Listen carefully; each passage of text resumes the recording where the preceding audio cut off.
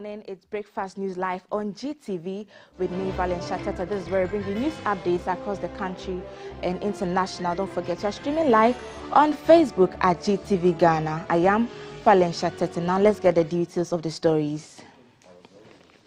The Youth Employment Agency has signed a cooperation agreement with German Development Agency to launch the Make Fashion Inclusive program. This initiative aims to empower people with disabilities by providing them with skills training and economic opportunities in the fashion industry. Inclusive program will provide training and resources to 50 beneficiaries who will receive a guaranteed market for their products and a shop to facilitate sales. Existing fashion entrepreneurs and startups will also receive support with skills training, business development and financial literacy. The chief executive of the Youth Employment Agency, Mr. Kofi Ba Ejapon, said the agency has already made significant strides in supporting PWDs, including the creation of disability desks in all 266 YEA offices across the country and the recruitment of 282 PWDs as district disability officers. The YEA will provide the facility for the training and the establishment of the Skills and Fashion Hub, which will serve as both a training center and garment production center for the program. Under the off-takers secured by GIZ and partners, the beneficiaries will be guaranteed market for their products and a shop to facilitate the sale of same.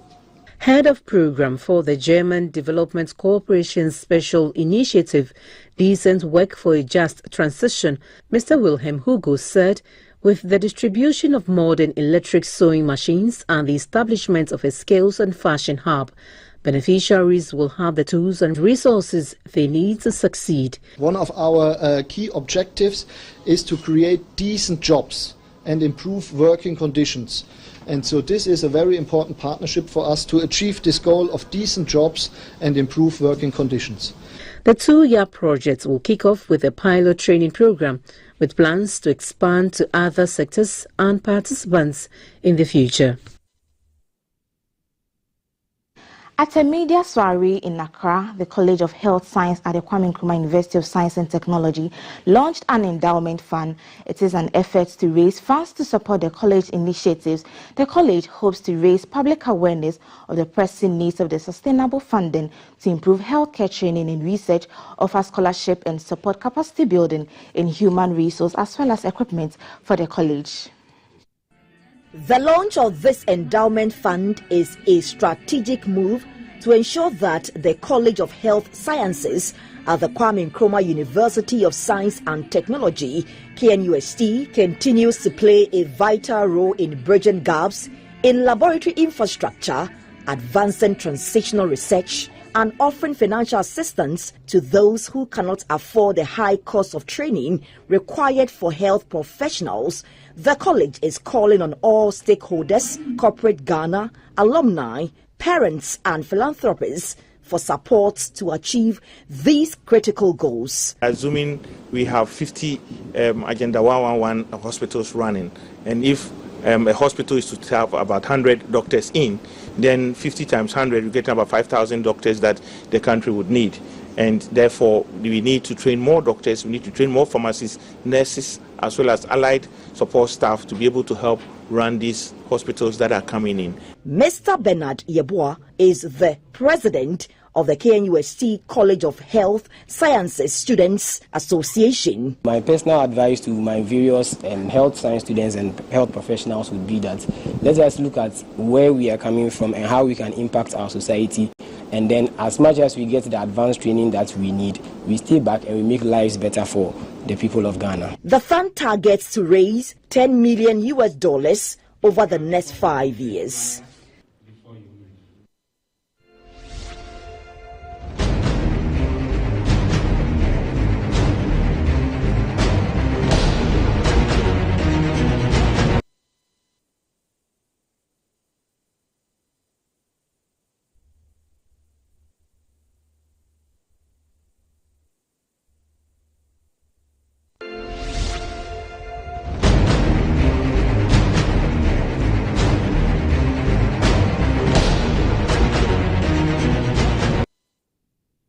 Now let's do some political stories. The presidential candidate for the NDC, Mr. John Mahama, has kicked off the second phase of his Greater Accra Regional Tour campaign, urging party members and Ghanaians at large to participate in Tuesday's demonstration against the Electoral Commission. Speaking at a community engagement in Botiano, English and Mafrum, Mr. Mahama explained that the demonstration aims to push the EC to audit the voters' register to ensure a credible outcome in the December polls. He said the NDC's demand for the audit of the electoral register should not be interpreted as animosity towards the electoral body, but as a call for transparency and fairness. Our issues with the Electoral Commission are not because we don't like the commissioners or the EC. Our issues with the Electoral Commission are because we want peace during and after the election. And so when we raise issues about the electoral process, it's because we want the EC to sit up and do his job so that all of us can have confidence in the electoral process. And the only way we can get the EC to do his job is to put pressure on the EC to do it. And that is why on the 17th of this month, that is next Tuesday, we're doing a demonstration to the EC office. And that demonstration is not only NDC, it is all Ghanaians who are willing to join the demonstration so that we go and tell EC to sit up and do its work properly so that we have a peaceful election. That's the purpose of that demonstration. In the recent survey that was done by Global Info Analytics, it showed that 58% of Ghanaians still have trust in our EC. Despite all the issues our EC has, a majority of Ghanaians still trust the EC. And so they should not betray that trust. During the district assembly elections, part of the country voted one day, and the next part of the country voted the next day, because the EC was not prepared. Can you imagine what will happen if on election day, half of the country is voting, and another half has not voted yet? Can you imagine the confusion it will cause? And that is why we're saying everything must be done to help the EC to do its job properly so that we can have peace in this country. And one of the issues is the audit of the register. It won't be the first time we're auditing the register. When I was president, the MPP insisted on an audit of the register. And so Charlotte Osei, who was the EC commissioner, formed a committee, an audit committee, chaired by the late VCRAC Crap, a retired justice of the Supreme Court. And they audited the register and addressed all the issues of all the parties. And we all accepted that that was the register we're going with. So this is not like something new. People are behaving as if NDC is being troublesome by calling for an audit. It won't take more than 2 weeks to finish a proper audit of the register. The Mensah South constituency drew thousands of MPP supporters and sympathizers for the Nyamia Yewe walk over the weekend with their running mate, Dr. Matthew Prokopempe. The walk was to energize the base of the party ahead of the December polls and was a demonstration of the party's strength in the Ashanti region. The MPP is counting on the Ashanti region to deliver the chunk of the votes ever in any election to make it an easier walk-over win for the party in December. The energy, vibrancy and massive support at the Mensah Health Walk was an adrenaline rush for party faithful in readiness to have a stake in an emphatic victory for Dr. Mahamudu Bawumia and the MPP. Several groups including Napo Ladies, Gen Z for Napo, Gen Z for Bawumia, and big party stalwarts including the MPP's General Secretary, Justin Kodua Frimpong, and others gave some reinforcement to the exercise. Ashanti region votes with back. And from it's been 12 votes for 9 regions. Yes, Samo. I fear about way. Yes, idea. It is saying about my people. That's also as a close to a film. You're quite sorry. You're quite boss. Minister for Roads and Highways, Francis Asenso-Boakye, pointed at the party's determination and faith to win the December 7 exercise. The Babia, when you are going to some kind of mind, and MPP piano. When you are the human year, I'm a poor man, put to and a consort, a bragana. And it is a name. When Shasa and a trouble, as I see you are being paid, here to a bano, and it's suddenly my young. Dr. Matthew Opoku Prempe encouraged the supporters to continue to work hard in anticipation of the expected victory. He encouraged the people to be selfless in their support and embark on vigorous campaigns for the task ahead. Now, do that for the red about we are buying. We will find National Hospital Baku 111 and over bois. Second about me and bar. Now, NDC for bar. Also, the Messi and I will see. Almost I will see. It was Shamo. About you go to 2024. World Ashanti region there. All to about for the last. All to about for the last. Then the NDC come actually. The Menal South Constituency Chairman, Mr. Richard J. Mensah Foriata, and the NPP parliamentary candidate for the constituency, Nana J. Bafwewa, thanked the people for the massive turnout and support for their running mate. A tough political race is expected in the next election, and the Shanti region is expected to be a major battlefield. The party is leaving no stone unturned to fortify its position and influence in the region to guarantee a resounding victory.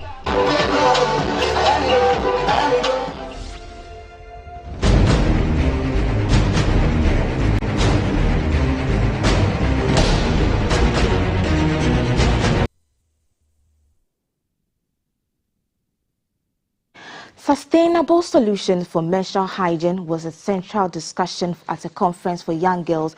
Panelists encouraged various stakeholders, particularly civil society organizations, to help promote the use of reusable sanitary towels for environmental sustainability and to save costs.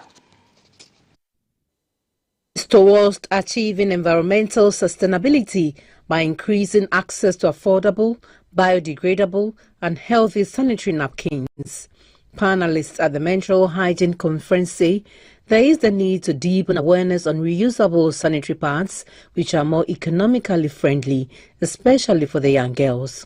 There were some demonstrations to expose the young girls to reusable sanitary pads usage, its management and proper disposal. Not so many schools have bins or exclusive bins to ensure that they are properly, the girls are properly disposing of their used sanitary pads. If it's washed with detergent, as you said, and it's hygienic, and for those who cannot afford the disposable ones, I think it's a step in the right direction. Though it is sustainable, but the other side of it is infection if you don't use it well. So we're talking about having access to the running water. The founder of Lamisi Fata Foundation, Ms. Lamisi Akuka, said beyond education, the conference will also empower the girls to be bold and talk about their challenges in menstrual cycles. The way to also address societal issues and challenges, we thought that opting for the reusable makes the whole menstrual hygiene education and then campaign more sustainable and also more environmentally friendly. Some participants shared their experiences and thoughts on the conference. We didn't even know how to dispose sanitary pads, and we were also introduced to the use of the reusable sanitary pads. Don't be feeling shy during your menstruation. The conference had a theme, Pad It Forward.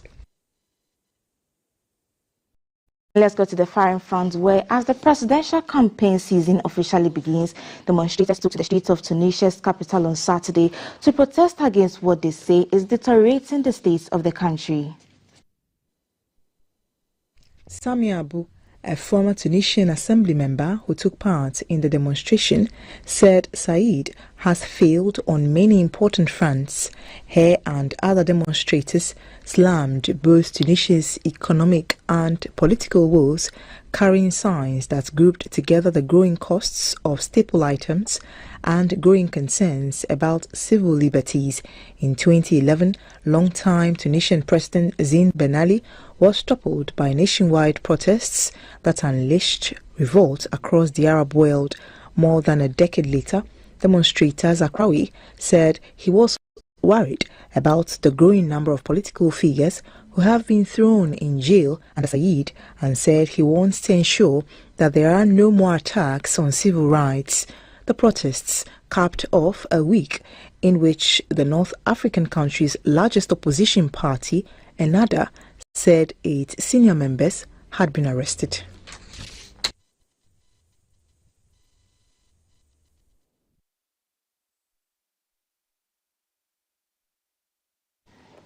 Suspects in apparent Trump assassination attempt towards pro-Ukraine activists, reports say Donald Trump says he is safe and well after what the FBI says appears to be an attempt assassination on the former president at his Florida golf course.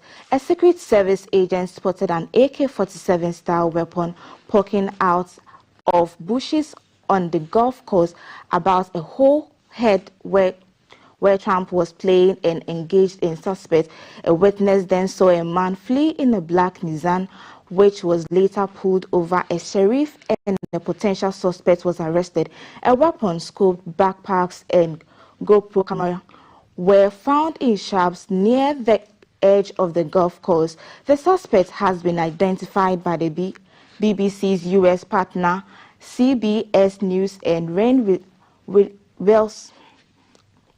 A man reported in late 50s, Rhodes was deeply involved in efforts to get foreign fighters into the Ukraine battle against the Russian army, according to his social media.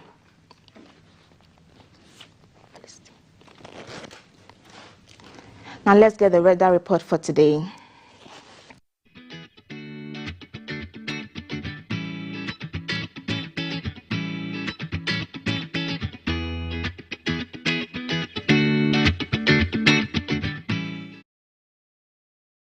Line is Felicity Ahafanya from the GNet to give us updates for today. Good morning, Felicity. Good morning, Valencia. How are you? I'm doing well. How are you doing too? I am much better today than yesterday. Thanks for joining us this morning. Please, what should you expect for today, this morning especially? Thanks so much for reaching out to Ghana Meteorological Agency with the forecast session. And good morning to our dear viewers and listeners across the country and beyond. For today, Monday, the 16th of September 2024, we expect the southern sector to be partly cloudy. The sun will also smile on us today. Later in the day, we expect showers over part of Volta, Oti, and part of the northern sectors. Then later, we expect some few areas within the Ashanti region, part of western north, to be affected with some rain and thunder. The temperatures will be between 30 and 32 across the 16 regions. For the fisher folks, the state of the sea is still rough, so we expect them to take precautions. And then the Volta Lake is pretty cool, but then late afternoon into the evening hours, we expect some formation of rain and thunder over their area. So for today, this is how we are expecting it to be in terms of the weather forecast. Okay. Thank you very much for that update. That was Felicity Ahafyanyo from the GNet. Now let's have the winning lotto numbers for Sunday.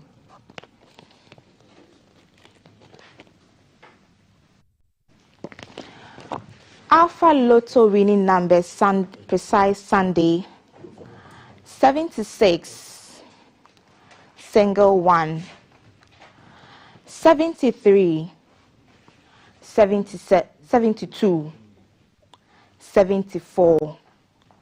The Alpha Lotto winning numbers precise Sunday: 76, 76, single 1, 73, 73, 72, 72, and 74, 74.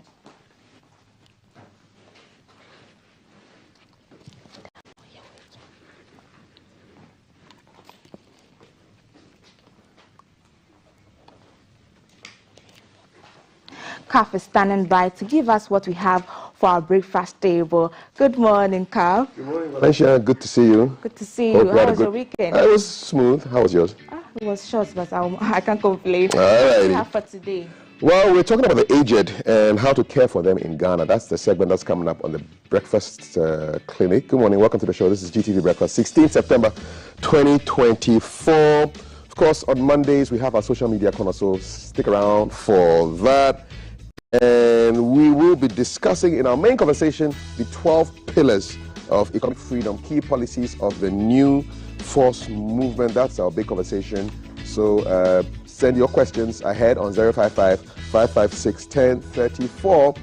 And then we'll wrap everything up with a conversation with international photographers, twins don't beg, doing great things in this country. So you stick around. This is GTV Breakfast for the 16th of September 2024.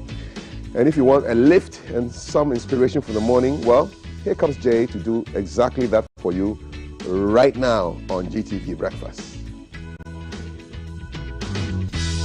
Morning to everyone. It's Jay Gabra here, that GTV boy, bringing you that motivational boost for your Monday and getting you going for the rest of the week. Now, once upon a time, the story is told that the inventor of the light bulb, Thomas Edison, tried 999 times. Can you imagine that kind of number? 1, 2, 3, 4, up to 100, going all the way to 999. And at the point when he almost gave up, the 1,000th time, that's when he invented the light bulb. And then he came up with this fabulous quote that says, "Many of life's failures are people who did not realize how close they were to success when they gave up." I'll take that again. Many of life's failures are people who did not realize how close they were to success when they gave up. So no matter what you're doing, if it seems like you want to give up, maybe try again one more time. You never know, it may work out. Of course, there's this image that's shared on social media of people who were digging for a gem, a diamond, and just when one person was very close to digging his up, another person found and then left his hole. So he said, oh, if that person has found gold, it means I'm not going to get mine. So he also stopped. And just when he gave up, he would have gotten it, but he gave up. So this morning, the inspiration is please don't give up. You are close. Please do not. So stick and stay with us. We'll be right back after these messages. Live from GBC Studio 1, this is The Breakfast Show.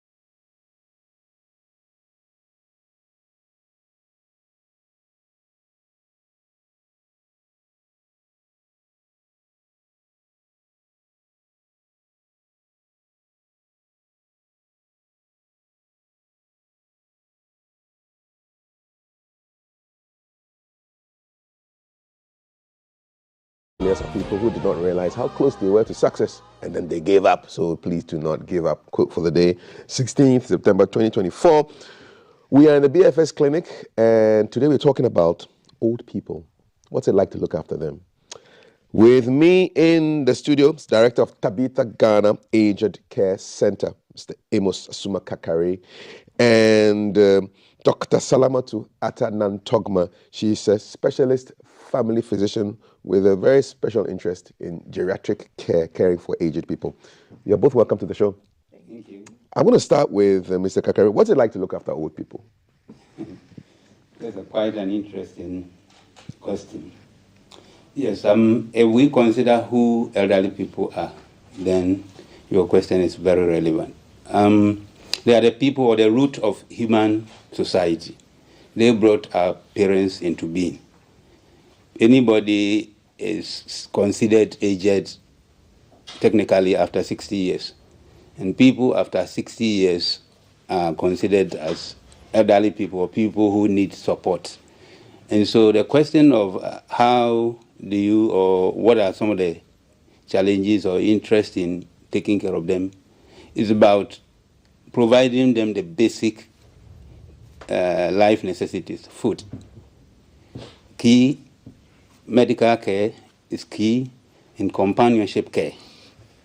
Companionship care is about providing company for them and making them feel integrated into society and being able to relate to people as human beings. And of course, giving them their dignity, giving them respect, and involving them in the mainstream of life.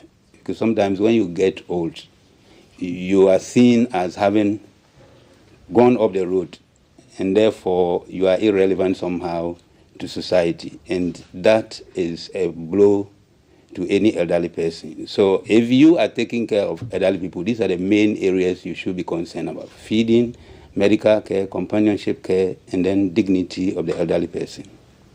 Thank you. Dr. Nantogma, anything you want to add to that? Because you probably take care of the medical side of things and related areas. What's it like looking after old people? I think for me personally, it actually gives you a glimpse of what the future is like for you as a person and for the people around.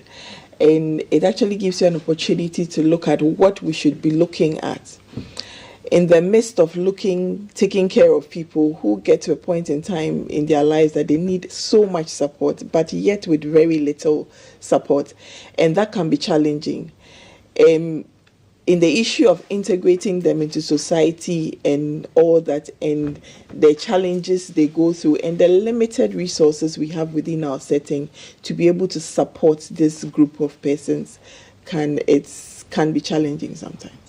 So a glimpse into the future. Do the laws of Ghana and policies of Ghana help to care for old people? I'll start with you and then I'll come to Mr. Kakari. Okay, so I'll say that there has been a gap in a while with being able to pass the aging bill and all that, which will bring everything together. However, I think that there's so much work as well that has been done or that is ongoing to be able to support geriatric care. So we have the National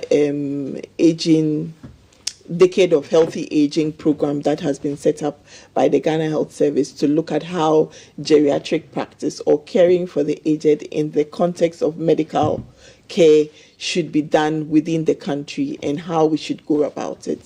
There are the training institutions, as in the Ghana College of Physicians and Surgeons, the Ghana College of Nurses, and midwifery is also doing a lot of programs in terms of training people to be able to handle this age group as well. So amidst the fact that we are still waiting for a consolidation of everything, I think that there's some work that is being done to ensure that the aged people are being taken care of. Recently, in remodeling the primary health care with the Ghana Health Service, the network of practice also has a big focus on how to manage geriatric or older adults at the community level. So I think that some work is being done, but yes, there's still more to be done. Okay, Ms. Kakari, anything you want to add to that? Definitely. She talked about a gap, and that is a huge gap. If we know the history of the policy regarding aged people in this country. It started as far back as 2003. It was the policy, national aging policy, was submitted to the cabinet, Mr. Kufuor's cabinet, and it was submitted to the cabinet. And we all thought that it was going to have approval and implementation. It never happened. All the way up to July 2010, during Honorable E.T. Mensah's term as employment minister. He thought it had to be upgraded, and the policy was upgraded, and he had all the high hopes that it was going to address most issues of the aged people. And there was this idea of National Council on Aging that was going to oversee all these welfare policies. And there was an idea of active aging fund into which people, government, district assemblies were going to contribute money to see to the implementation of this bill. That is 14 years ago. Still, the bill has not seen the daylight. And so if you're talking about gap, yes, there's a huge gap. And like she said, I'm not a medical person. I can only think of health insurance, which you should be after 70 years that you're given free premium. And is it working in Ghana? Are the plus 70s getting free care? Yeah. That is supposed to be. But as to whether that is a... Is it happening, Dr. Natogba? Yes. We are also charging our 70-year-olds. So the 70-year-olds can register on the National Health Insurance for free, and it's supposed to cover health care up to the age of 70. Okay. So definitely there is a big gap there, and I think the earlier we try to address the issue, the better. Okay. Because elderly people, those of us who are in practice, see that there are lots of gaps, medical care, welfare issues. Doctor can attest to it. In Ghana, people, whether old or young, we all go to see the same doctor. When you go, you queue, old or young. And if it's not your turn, an older person is not given any preferential treatment. And therefore, there are a lot of things that we need to do, because once we don't have any comprehensive, coherent, and active policy, in this country, we pick and choose, and sometimes they don't even work. I remember during President Kufuor's time, elderly people were said to be given free transportation. Yeah, free ride on the bus. Yes. These days, I don't know whether that is happening. So it depends on the time and the people you meet. Then elderly people are given attention. And if we have a comprehensive document, definitely all these things are going to be addressed. This is a question for both of you. I'll start with you, Dr. Nantogma. So let's look at the traditional Ghanaian culture and the way family members treat elderly people. What's the impact? Is our culture friendly to old people? Yes. Okay. So I'll say that moving from where we were and where we are now, I think that in the past, our traditional families took care of the older adults. And that was why probably it wasn't a lot of a big challenge when it came to caregiving, because there was an extended family system, and then the elderly people were naturally supposed to just graduate into that stage where the younger ones take care of them. We now at the stage where we have very smaller families, nuclear, very urbanized, and everybody's working. There's really no one anymore to take care of the older adults at home. And I think that that is what is becoming an urgent need, because there are people who grow old, they probably have restrictions in their activities of daily living, they are not able to take care of themselves, but yet we have a generation that is very busy and cannot take care of or make time to take care of these older adults. And the social system or our system also does not have a structure to be able to take care of older adults. So I'll say yes or no. Our traditional system used to be very comfortable with managing older adults, but we are now in an era or in a generation that is becoming more complex and more difficult to be able to take care of older people in our generation. And the issues of the respect that was given to older adults just seemed to be going under the carpets. You see that, right? Yes. Which one really shocked you? I mean, sometimes even how older people even are addressed, even generally, even and within our health system, it can be very uncomfortable sometimes how we speak to older adults. Very basic things like you meet an older person in the bus, you give the person an opportunity to sit on a chair, you meet the person in a queue, you allow the person to go in front of you. It's gradually just fading off in our society, and it's becoming more and more difficult. And you hear those complaints from our older adults, even at the clinic and everything in the hospitals. So I think that we are evolving into a society that we probably have to revisit how we used to take care of our older adults, how we used to envisage the older person and the responsibility and the role they were supposed to play in our society, and what we are looking at it, how we are looking at it now.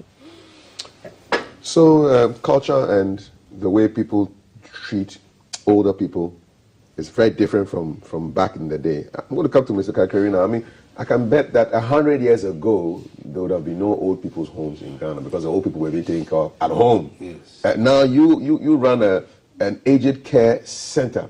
I mean, that shows you how far the culture has changed, right? Yes. Yeah. Are people shocked when they know that you have a home where it's just for old people? How many people are in your center? We have 350 people under our care. 350? Yes. What's the youngest of those people? What's the age? Well, 65. Okay, and on the average. Eldest resident is how old? 94. Wow. And what's it like? Do their family members come to visit them? Yes and no. Okay, I'm just saying the no. Okay. Maybe let me take it from where she left. Yeah. You know, family is the basic unit of society, and they have the primary responsibility of taking care of elderly people. Family, as he pointed out, we used to have extended traditional family system, is almost gone. Now, society also has not evolved any meaningful structure to replace that. Community also has failed the elderly person. You remember the case of the woman who was beaten to death at Kafaba? A lot of people were there. Community people were there. Nobody intervened. Yesteryears, the chief and all those people will have addressed that issue. But there were people all around looking on unconcerned, and this woman was beaten until later she died. And so community has failed. Church that should have been part of community is the worst culprit. There are church leaders, prophets so-called, accusing older people of being witches and wizards and flying at night and things. Yes, and society developed very negative attitude towards them. State is almost a failure, maybe on my part, regarding what we're talking about policy framework. State doesn't have that. In Ghana, we don't have a single state old people's home. Not from Accra to Zabzugu. You don't even have a park or a single room that we can point out that this is for the elderly person. So it's all private yes. organizations? Even if you go to the social welfare system, the social welfare doesn't have any exclusive department allocated for aged issues. Really? Maybe the social welfare director can talk about it. But when you look at this in totality, you see the big failure our society has given or is now regarding aged people falling into. And you can't blame society very much because our society has moved from the agrarian economy to money economy. And she was talking about social change. When it does so, people cannot be sitting around in their homes as families taking care of elderly people. Everybody is going to work. People are going to school. People are traveling outside. And eventually, the older person is left alone. I'm just curious about the residents in your home before I come to Dr. Nantogma. So what is how do they spend the day? Yes, we have evolved certain programs just to keep them active. We feed them we attend to them medically, and we also provide companionship care.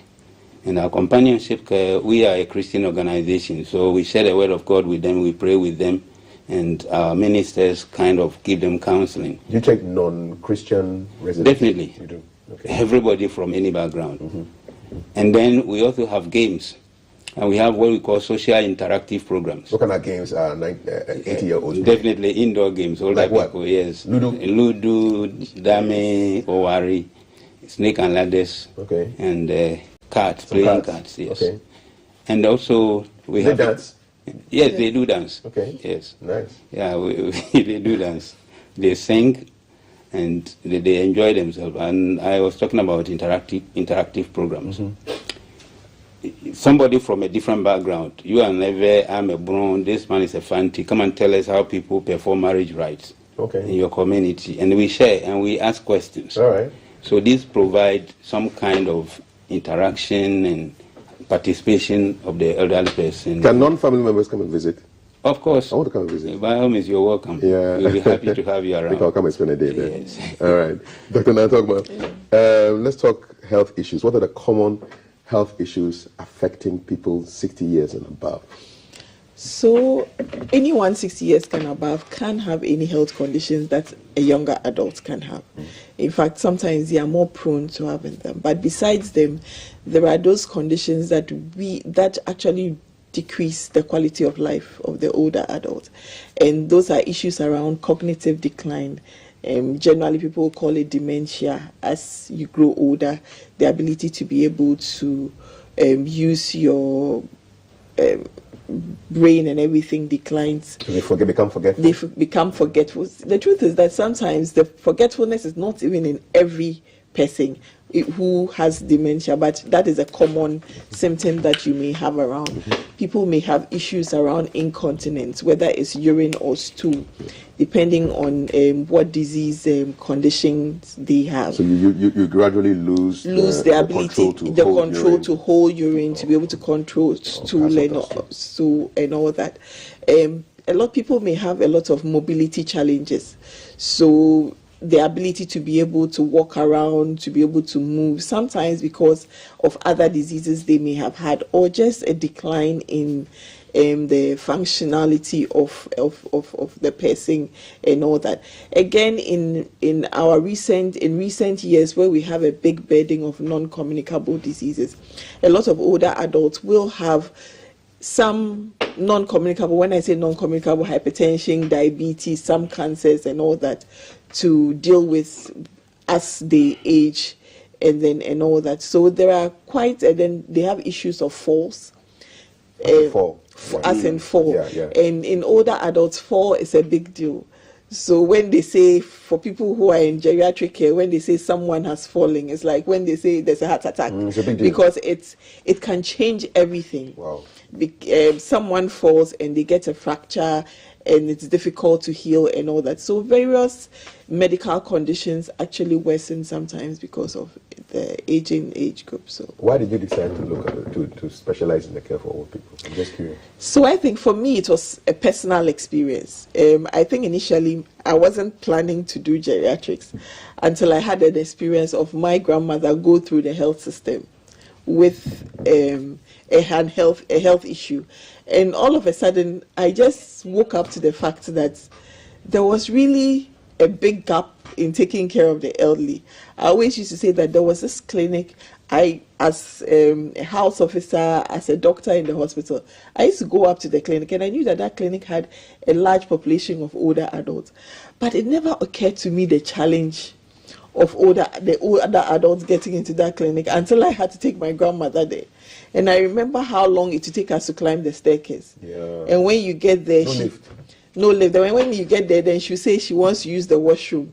Then you start your journey down. Back, because the washroom is downstairs. Because the washroom is downstairs. Then by the time you go up, maybe they were ready to see you and you were not there. And all of a sudden, I think going through different departments and everything, it just became very obvious that someone had to work in this area. So I think that was my first love or my first interest in geriatric. Did she express?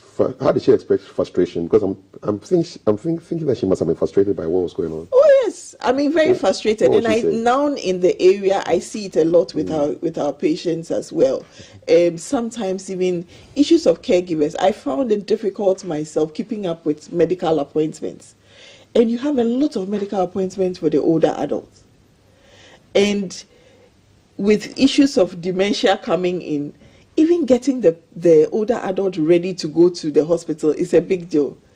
Then you get there late, then the time is past. So it's a whole lot of things, and it's frustrating for the caregivers, and it's frustrating for the patients or the older adult as well. So it's a complex issue of dealing with a lot of things apart from just the medical care.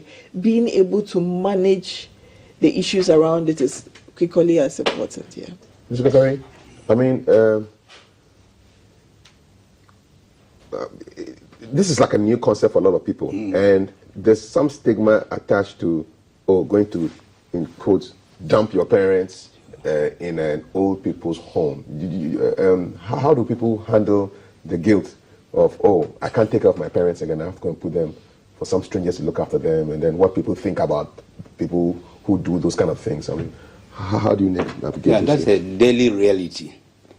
I had a case when, in one of our pictures, somebody called me and said, their mother is there, but she doesn't want people, some friends have been calling of seeing her mother in a picture of old people's home, and she was so disgusted that we put the mother's picture in a brochure for people to see, because she doesn't want anybody to see that the mother was in the home.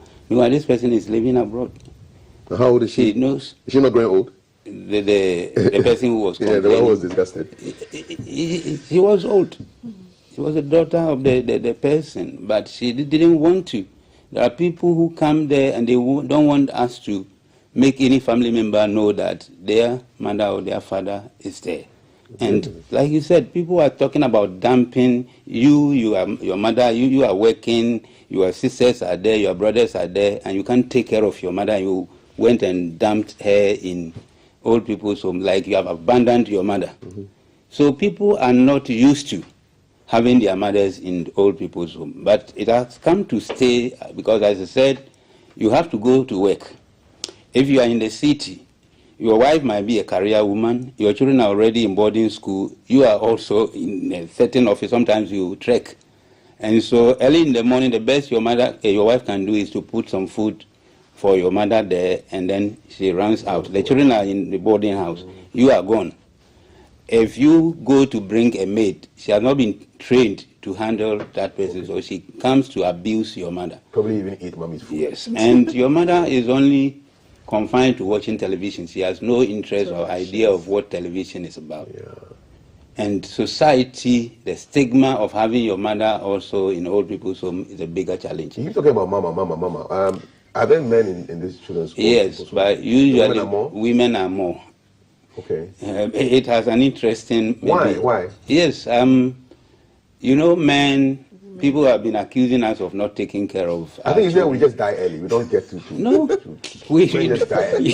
Check out. That is not the reason. Yeah, I mean, on average, men die early. Yes, but the issue is not many people are interested in sending their father to old people's home. There will be more men or women will be more interested in sending their mother for care. If you ask the doctor, she will tell you. What the future awaits the men? Yes, the men will have a bigger challenge. It's sad. Yes, and those who come there and have problems of attention, they are men.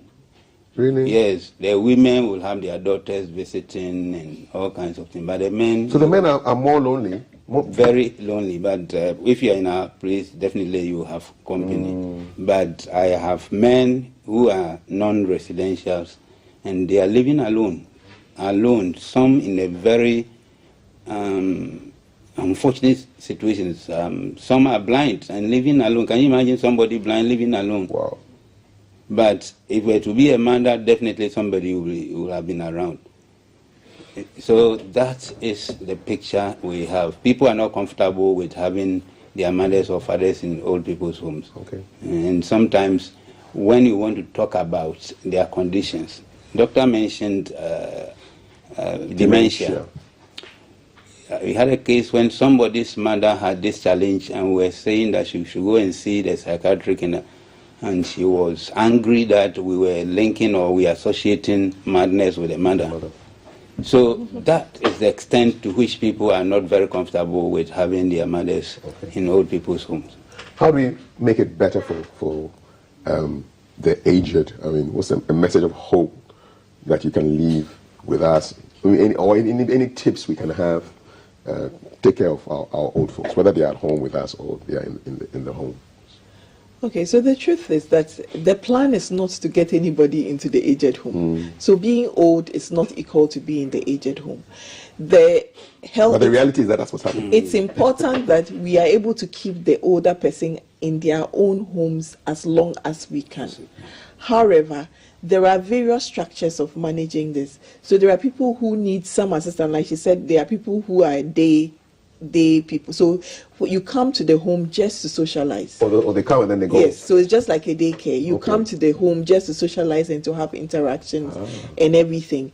And I think that being able to age well is, you have to be able to start planning for it early.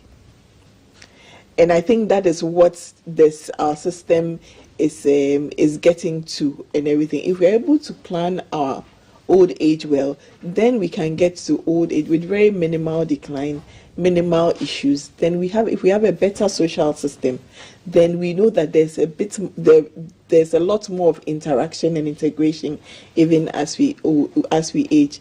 But I think there's a lot that is being done, so it's not a lost issue. People are being trained every day to be able to take care of the older. How many doctors like you exist in Ghana? Give me a good number. So I would say that now in the geriatric program now in Ghana, we can talk about 12.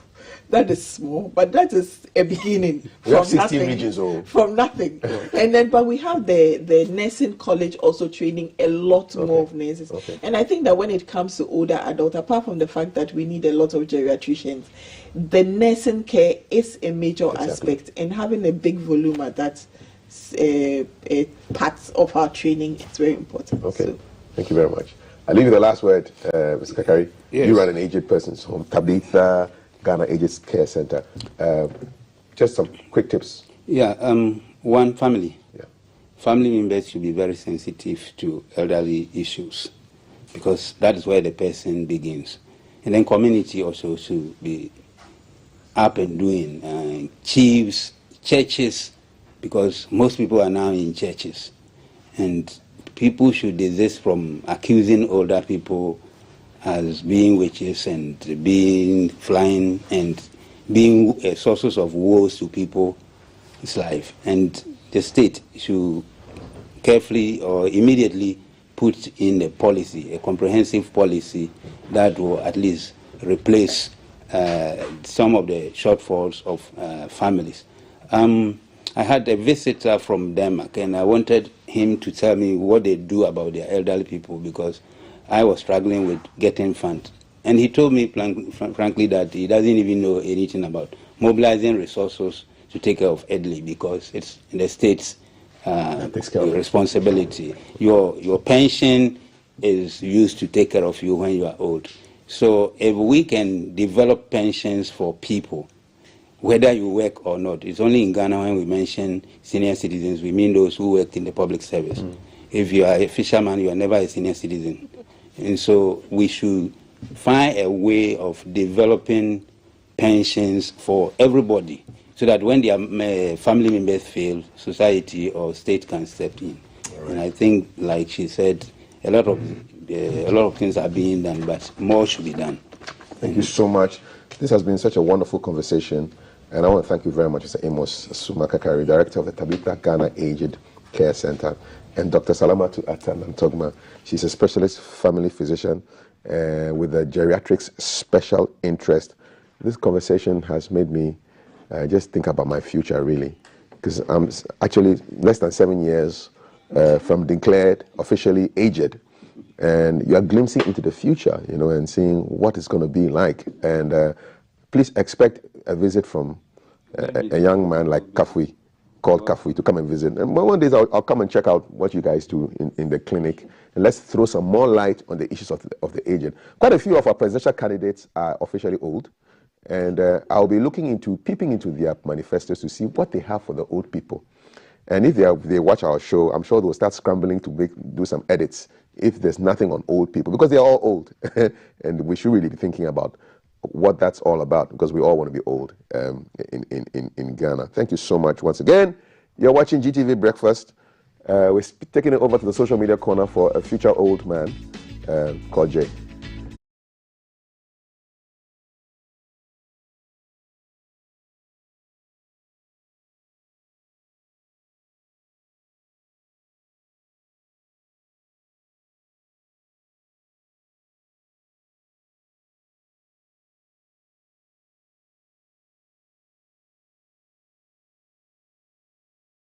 It's cool. CAF will be there before me, so yes to us in the future. We'll be there with Stoneboy into the future. So with that very, very corny pun, let's go to the social media trends. And if you go on X, what's trending is Telegram is trending, Jennifer Aniston is trending, Donald Trump is trending, I'm sure because of the assassination attempt.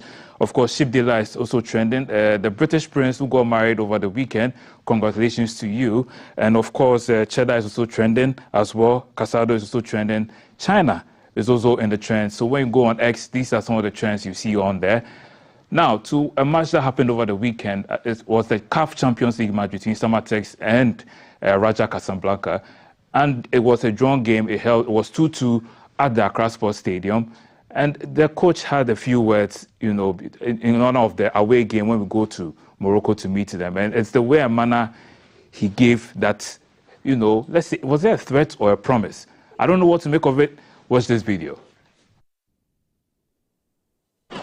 I'm happy because we don't lose the game, but normal we must win this game. Of this field where we play, it's not possible to play, but how we play today, I say congratulations, that is big win for my team. And because of that, I'm proud of this young. How he play and where we play of this field, very difficult, very difficult. Many chances for Samatex, they also were unlucky sometimes. Sometimes. That is the football. I say thank you very much to Ghana, thank you very much for these people, and special thanks for our supporter who coming with us here. Thank you very much, and see you inshallah in Casablanca, in Morocco. Thank you, sir. Happy. I'm not happy. See you inshallah in Casablanca, Morocco. That last part especially. And he was complaining about the pitch. And obviously the ministry wants CAF to come and inspect the Accra Sports Stadium to see if it can facilitate Ghana Black Stars matches. That and the UG Sports Stadium. There's this whole brawl going on. Maybe we may have to go and play our matches, Ghanaian matches in Nigeria and all. So hopefully, and now the Raja coach is complaining about the state of the Accra Sports Stadium pitch. All over our social media, a lot of people were commenting, including Gary Al Smith. And we'll share some of the screenshots with you from across social media. Okay, so Veronica Comey says, Dear Ministry of Youth and Sports government, you still need a CAF inspection team to come and confirm what you don't know. That's what she tweeted on X, asking the Ministry of Youth and Sports to come and... Okay, Gary Al Smith first tweeted, said, it is not possible to play on this pitch that we played on. Quote, Raja Casablanca boss complains about the Accra Sports Stadium after their CAF Champions League game versus Samatex, which was a full-time 2-2. And Fentio retweets and says, he's just spreading propaganda and putting the country in a bad light. CAF should come and inspect the thing and stop minding this NDC coach. Oh, so now anybody that says anything bad about it becomes an NDC person. This government has invested the most in sports infrastructure in this country, and there's no way you can tell me this story. So that was Fentio with quoting Gary Al Smith's tweet. And so Gary's tweet is, the Raja coach, he be NDC man. The time Muhammad Day Power, why he never complain? Make he wear NDC jersey. What's with the sports journalists going on about? And then Kwekua Henkra says, the Samatex play in the sky. You remember when people were complaining about the fact that the state of the pitch in terms of Angola versus Ghana, And then the Ministry of Youth and Sports was like, they didn't play in the sky, they played on the field. Shocker Nifty says, I really like to follow your post, but sometime now I have seen how biased you have been in your reportage. Very clear, it's an agenda just to promote only the negatives. Keep it up. That's what Shocker Nifty to Gary L. Smith. And Gary comes to respond very simply, I will. Vicky Jan says, quote, thank you very much and see you, inshallah, in Casablanca. End quote. Then go tear some attacks for there, which is very, very true, because that was a very, very threatening promise, if you ask me. Thank you very much and see you, inshallah, in Casablanca. May the good Lord be with us. Like MJ the comedian would say, Nyamema Yochina. Moving on to our political campaign scene. A lot of the time, many Ghanaians complain about a trend where it seems it's during election year that some politicians come to take care of developments in that area. For instance, if the road has been bad for 4 years, why do you wait until an election year before you come and fix the roads, for instance? But for Kennedy Japan to the Kintapo North people, he has a very different message.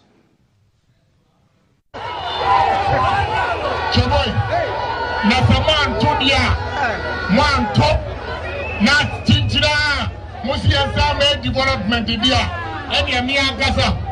I saw Tapno. Nina me a chairman. I Ghana gas, met me Amia Yamamu. And so many Yadian. It is a Pia Monto.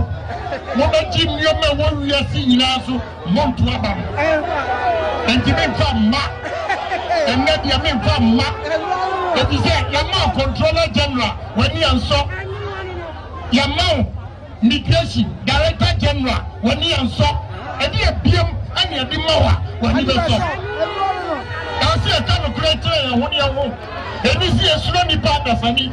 That you are best rabia, Yamayamau, who we also have this city, no control about my this city, then put you to me, Maha. And now, me ask me, Mananum, I him for party for Moha, Kintampo, me ask me, Mamu challenge. Say maybe a most of them to MPP, man to a man, yes, we are yet. And yes, will be a them. Yako Kuzuana, Yako or Hinna, dear Dancia. Yako more Hinwa, but dear Dancia, Nana's what dear Dancia. When you say, Patia, or better making Tampo, Atino, I'm put Yaba, a MPP party.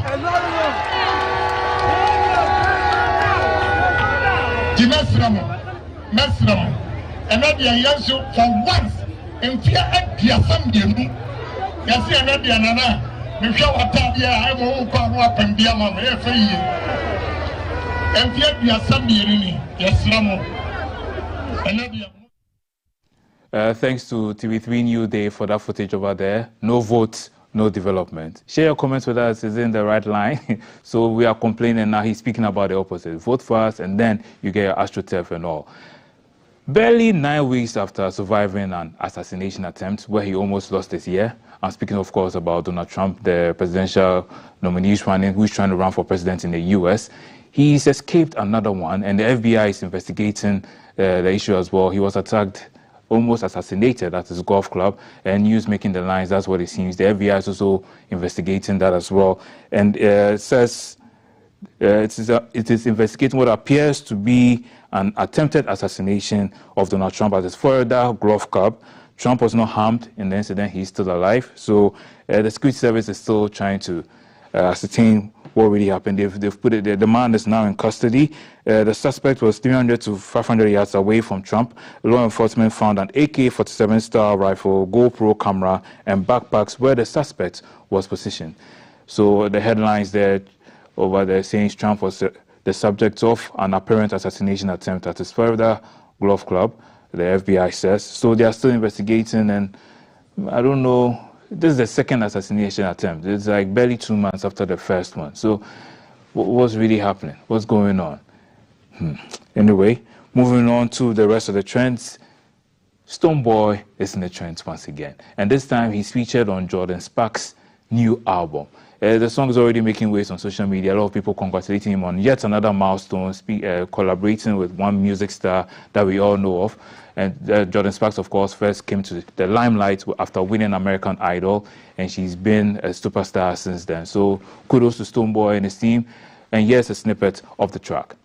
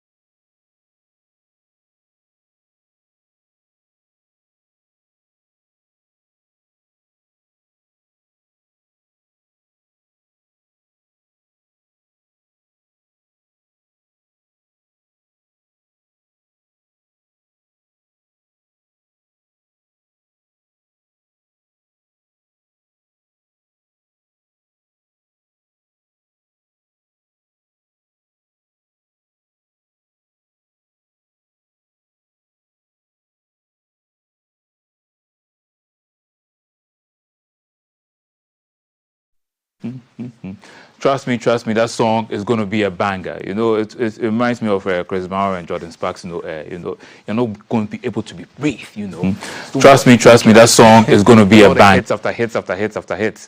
Speaking of music, over the weekend at Alliance Francaise, Chief Movement and his team brought us the music of Monster World.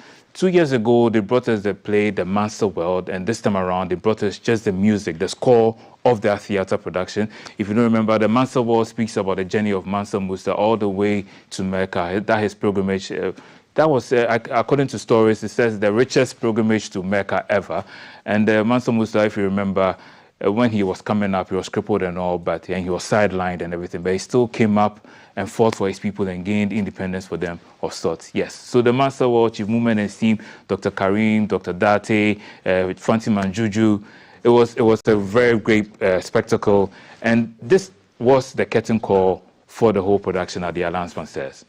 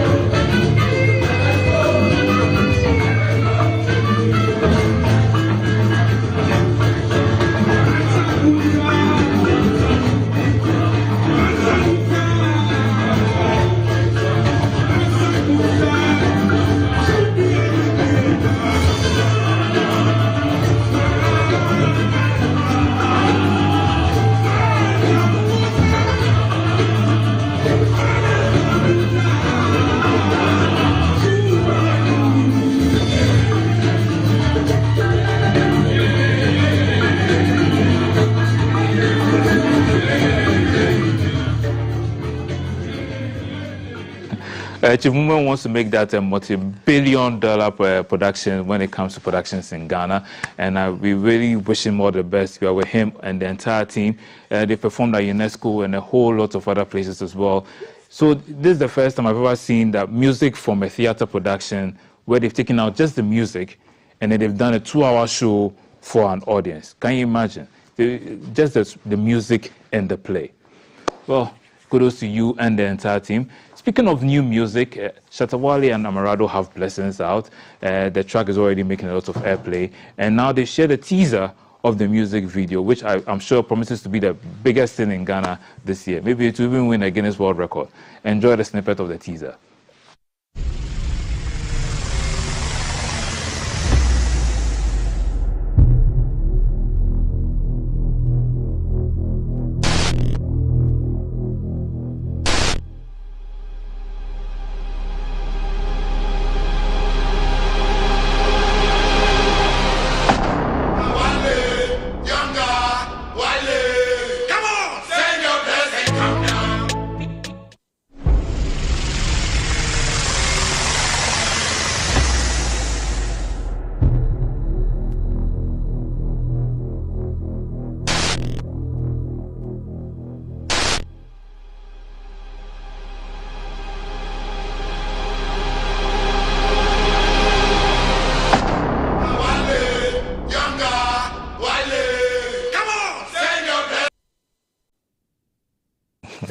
Bless us with the new music and the videos, reminding me of the Gringo vibes when they said it was the biggest thing, and it was when it was premiered. Perhaps this one is going to beat the Gringo's video. Anyway, moving to our very last story, we are telling you the reason why men are important. Yes, and it's not coming from a fellow man, it's coming from a lady. Enjoy this one. Men are so important. 1. You can't spell madam without Adam in it. Neither can you spell woman without man in it. 3. You cannot spell female without male in it. Nor spell she without a in it. 5. You most definitely can't spell Mrs. without Mr. in it. 6. When a woman is seeing her monthly flow, it's called menstruation. 7. When she's old, I don't see her monthly flow again, it's called menopause. 8. You can't spell manicure without man in it. And finally, in prayers, we continue to say amen and not a woman. This is dedicated to all wonderful men out there. Amen, amen, amen, amen. Then again, some may argue that if men are involved in everything that they do, we can't do anything without a man. Perhaps the man is the problem. But that's an argument for another day. But for now, we are telling you men are important. That's it for Social Media Corner for today's edition. We'll go for a quick break. We'll be right back.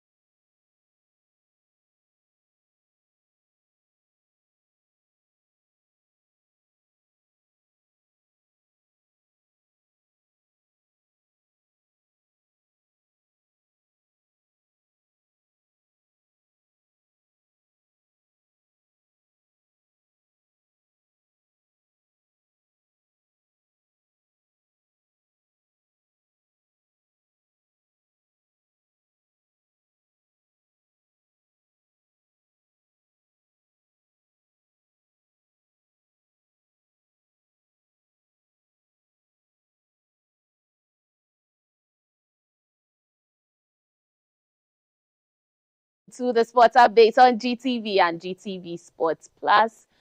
We will be going through everything that has been happening in the world of sports, especially what happened for the Ghanaian clubs in the CAF Inter-Club competitions this weekend. And we're starting off from the camp of Mfantsin FC, where they faced a difficult challenge at home, losing 2-0 to Algerian club SC Constantine in the first leg of the CAF Confederations Cup second preliminary round. The Ghanaian FA Cup champions struggled to keep up with their North African opponents in the match held on Friday at the Accra Sports Stadium. In 10 minutes, the Algerians have jumped into the lead at the Accra Sports Stadium. How did the defenders of Mfantsin allow him that room to operate in that solo manner to hit the ball at the back of the net? Such a cheap goal to give away, and Isaka should be doing better on that occasion. That one-on-one situation and allowing Becha to just go past him with so much ease. That's what to stop Medai. He can get to Shaibu. And Medai has got space in front of him, the right back. He goes to the goal scorer, who drives one, and it's a brilliant finish. Magnificent goal by Zakaria Bencha. What a finish. Glorious goal for Constantine to double their lead at the Accra Sports Stadium. That is awesome from Bencha. He's double on the day, and two world-class goals. And the very first time we see Medai move forward, he creates something. And so we still stay with Mfantsin FC, where their coach Yao Preko, Mfantsin FC's head coach, has promised that his SC Constantine second leg match. We didn't dominated.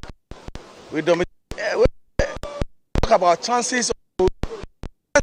They created. We were the team created, but they are the composure and to put the ball at the back of the net. Equals and go up. We had this, but the composure to put the ball at the back of the net. But we played against a very good side with experience. You can say the chances they were a big chance that anything at all could have happened, but they took that our experience. Yeah. 2-0 down after the first leg. Do you think you can overturn the scoreline when you travel to Algeria? We have to work and see how it goes. We have to work because it's a difficult mountains to climb, but we'll go and make us.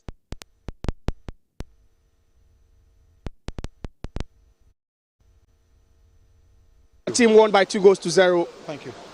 What do you have to say about the game?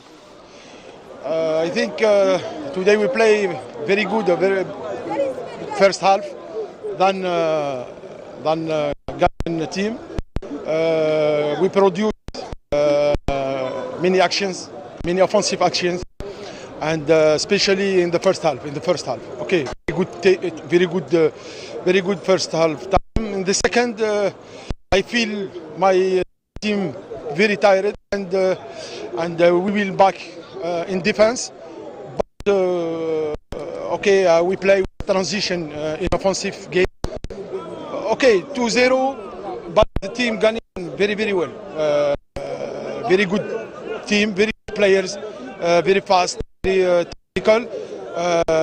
Okay, now we will thinking for the second game in Algeria.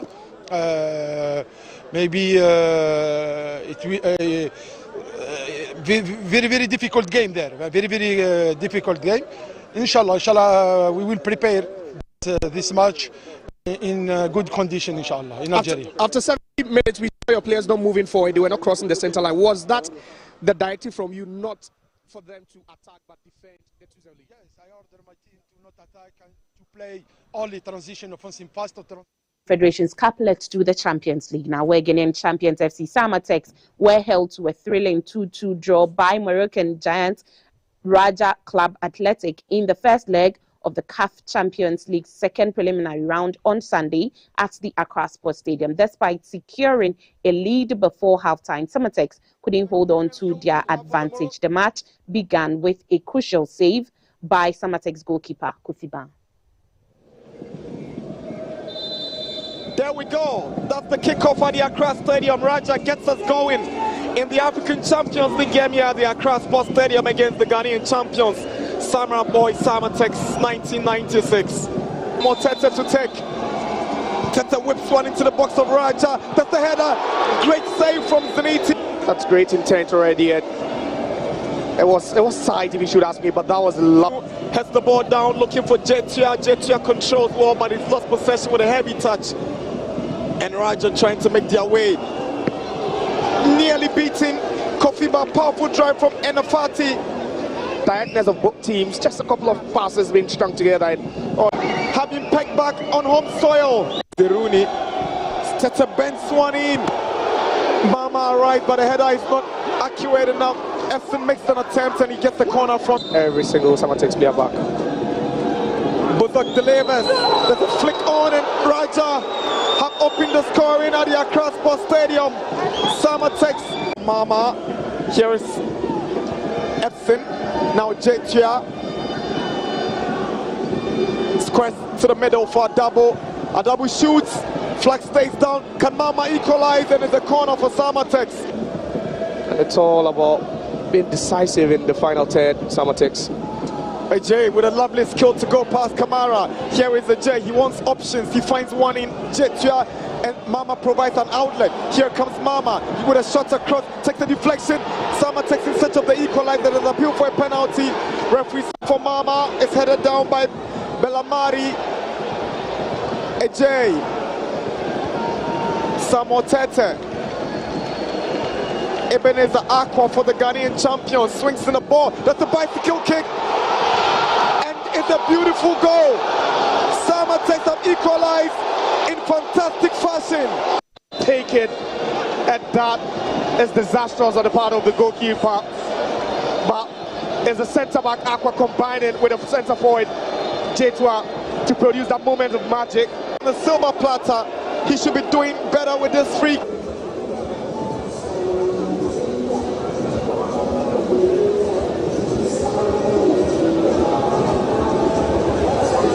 6-2. Raja Casablanca. Composure and get the ball straight to Efson. Zeniti does well to clear the danger for. Well, meanwhile, Raja coach Rasmus Servok has voiced disappointment with the poor pitch conditions at the Accra Sports Stadium following his team's 2-2 draw with Ghana Premier League champions Samatex in the CAF Champions League. Coach, 2-2 here. You must. No, I must not be happy. I'm not happy. I'm happy because we don't lose the game. But normal, we must win this game. Of this field where we play, it's not possible to play. But how we play today, I say congratulations. That is win, big win for my team. And because of that, I'm proud of this young. How he play and where we play of this field, very difficult, very difficult. Many chances for Samatex. They also were unlucky sometimes. Yeah. You didn't lose, but I think that we didn't disgrace ourselves. But it's like the equalizer during the second half is like we just dish it out to them, and that is small from we didn't defend well in that situation. You had so many chances in this game to have won comfortably. What happened? Yeah, that is we were wasteful in front of goal, and I think that caused. We are aware that when you make minor mistakes, they punish you for that. So, but all not said, we are going to fight back. Now we have seen them. I've seen how they play, so I'll also see how I'll strategize. Well, to the Ghana Premier League now, and still on the state of pitches here in Ghana, Mediama SC coach Naboshko Kapoor has expressed dissatisfaction with the pitch at the Legon Sports Stadium. He stated this following Mediama's 1-0 victory over Legon Cities in the Ghana Premier League match day 2. Ground should be better, like Babayara Stadium, like Accra, like here. I didn't visit Cape Coast Stadium, Tamale Stadium. I don't comment. And this is something where really is very, very big room to Ghana improve football standards. you are getting goals from. On the Ghana Premier League, Accra Hearts of Folk crumbled late in the second half to lose 2-0 to Kpando Hearts of Lions at the Kpando Stadium to miss out on registering its first win of the new season. For the second time in as many games, Accra Hearts of Folk have ended up on the losing side in the 2024-2025 Ghana Premier League. And Kpando Sports Stadium erupts. 82 minutes of play, and the den has roared. And guess who's orchestrator? Kwame Opo is the man. Look at his size pass, look at the touch, look at the finesse, and look at the finish.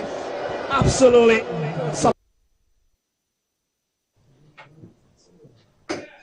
And now to the results of match day 2 in the Ghana Premier League. Legon Cities lost 1-0 to Mediema SC. Bekum Chelsea won 1-0 against Karela FC. And then Kpando Hearts of Lions in Kpando won 2-0 against Hearts of Oak. Baseke Holy Stars drew blank with Dreams FC. Young Apostles drew blank with Nations FC. Bechem United won 1-0 against the Jana Stars. And today at the Accra Sports Stadium, Accra Lions will be taking on Visions FC. Meanwhile, FC Samatex versus BBN Gold Stars, as well as Asante Kotoko versus Inswatraman, has been postponed to a later date.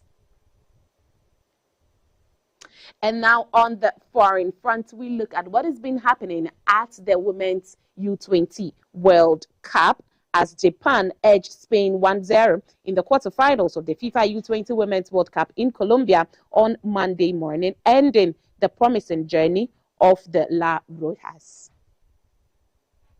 Spain. And a long strike from range at Astrolaga. Matsukubo did brilliantly there.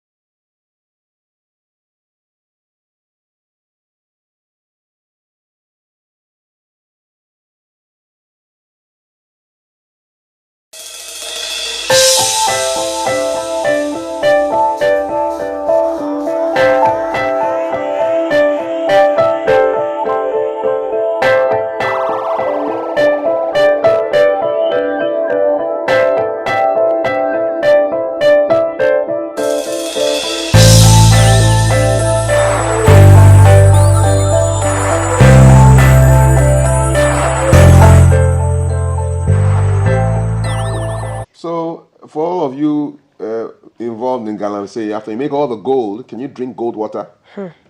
That's it. Yeah, I hear need water. just washing of the gold alone can earn 500 cedis a day. Fine, make the money, but then you destroy the environment and then you eat gold bars for breakfast, lunch, and supper.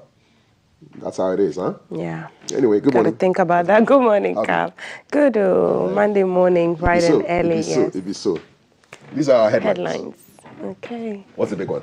For the Ghanaian Times, combating illegal mining that we just spoke about. Stay away from galamsey. Chinese ambassador admonishes compatriots. Okay, so we'll have a big conversation on that. There are a couple of smaller stories. President inaugurates Jamestown Fishing Harbour in Accra. China earmarks $50 billion financial support for Africa in next 3 years. And Ghana ranked Tier 1 in 2024, joins role model status with 46 other countries worldwide, becoming a benchmark for other nations. Big one is stay away from galamsey. The galamsey story is still on. Chinese ambassador talking there. That's your Ghanaian Times. Yes. Daily Graphic, what's the big one? For the Daily Graphic, presidential quest begins. 24 vie for highest office. 24. The EC chair. 24. Everybody wants to be president. Yes. Okay, the other stories include the community engagement key to reducing malaria burden. IT ranks Ghana as role model for cybersecurity. And Just One Group, an Austrian firm, signed a partnership offering sustainable waste management solutions. Big one is presidential. 24 people. 24, including the women, yes. Maybe so. Next big one, Daily Guide. Daily Guide, let's talk. EC tells NDC not street protests. Okay, so still politically minded. September 17 demo. Yes, a couple of more. We've seen J-Star already. Mahama exposed over EC credibility claims.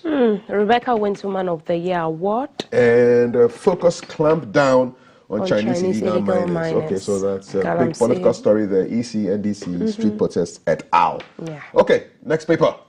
Chronicle, big one. The Chronicle, anti-EC demo, social media backlash against NDC. And then Baumia will promote agribusiness, says his vice presidential candidate. You help African leaders to loot the continent, Ochehene boldly tells Europe. YEAGIZ agreed to empower PWDs. And Primpag enlightens journalists on fact-checking, election reporting. The verb proverb for the day is Proverb 20:23-30. The Lord detests double standards. He is not pleased by dishonest skills. We even have skills in our market. We are still doing things in Alunka. Yeah. Ulunka.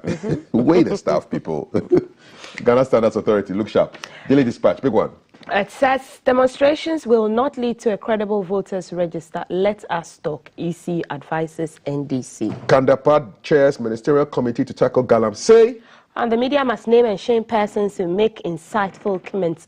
EC's Bossman Asari. Okay, so that's your Daily Dispatch for this morning, 16th September. New Crusading Guide, the big one is... Ochehene again blames Western leaders for their complicity in African corruption. Okay, other stories include Siga Lords SHC for massive housing projects. Just One Group partners with FEMA Industries to boost waste management in Africa. There's a video of Asiri Nkwetia explaining the purpose of exhibition of the voters register. Yeah, okay, you find a big one, another galamsey story. Another galamsey, we risk losing $15 million inflows and collapse of vegetable export market. So that's just one association, the people who export vegetables abroad. And then, well, you've got the Jamestown Fishing Harbour, good one there, and then Lakeside Estate unveiling Ghana's largest water park. Okay, that's your finder. The Herald. Which one is the biggest one? The biggest, yes, the president and the military man. Ghana's military chief angrily charges at senior officer over coup allegation. Chaotic scene leaves top brass in Desiree. 85 million cedis paid Akufo-Addo's relatives for stadium renovations. But GFA also got $260,000 from FIFA for maintenance, yet CAF ban. Dr. Baumia will promote agribusiness, says his vice presidential candidate. Mahama meets U.S. ambassador on EC ahead of tomorrow's demo. And YA partners Germany to empower people with disabilities. And highlights of NDC and NPP manifestos on infrastructure. And those are our headlines. Those are the papers this morning. So galamsey is kind of up there. Politics too is up there. Yeah. And talking of galamsey, Talk with Ghana has a song on the fight against galamsey. It's 7:40. Here it comes. Enjoy.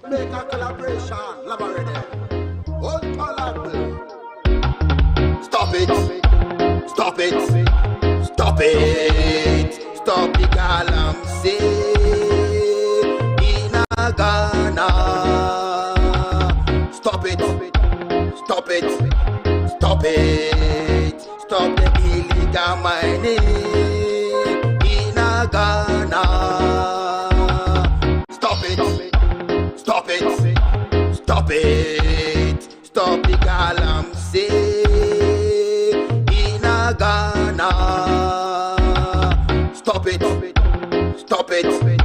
Stop it. Stop the illegal mining in Ghana. Mr. Chinaman, you can't spoil our rivers. Mr. Chinaman, you can't spoil our land. Mr. Chinaman, you can't spoil our road. Hey, Mr. Chinaman, you can't spoil our dams. Hey, many are dying cause of galamsey. Hey, water pollution every day in our country. Hey, hey, river pollution every day in our villages. No water, very bad water to drink. Mr. President, MP, chiefs, members say nobody is above the law. Stop it, stop it, stop it, stop the galamsey in Ghana. Stop it, stop it, stop it, stop the illegal mining in Ghana. Stop it, stop it, stop it, stop the galamsey in Ghana. Stop it, stop it, stop it, stop the illegal mining in Ghana.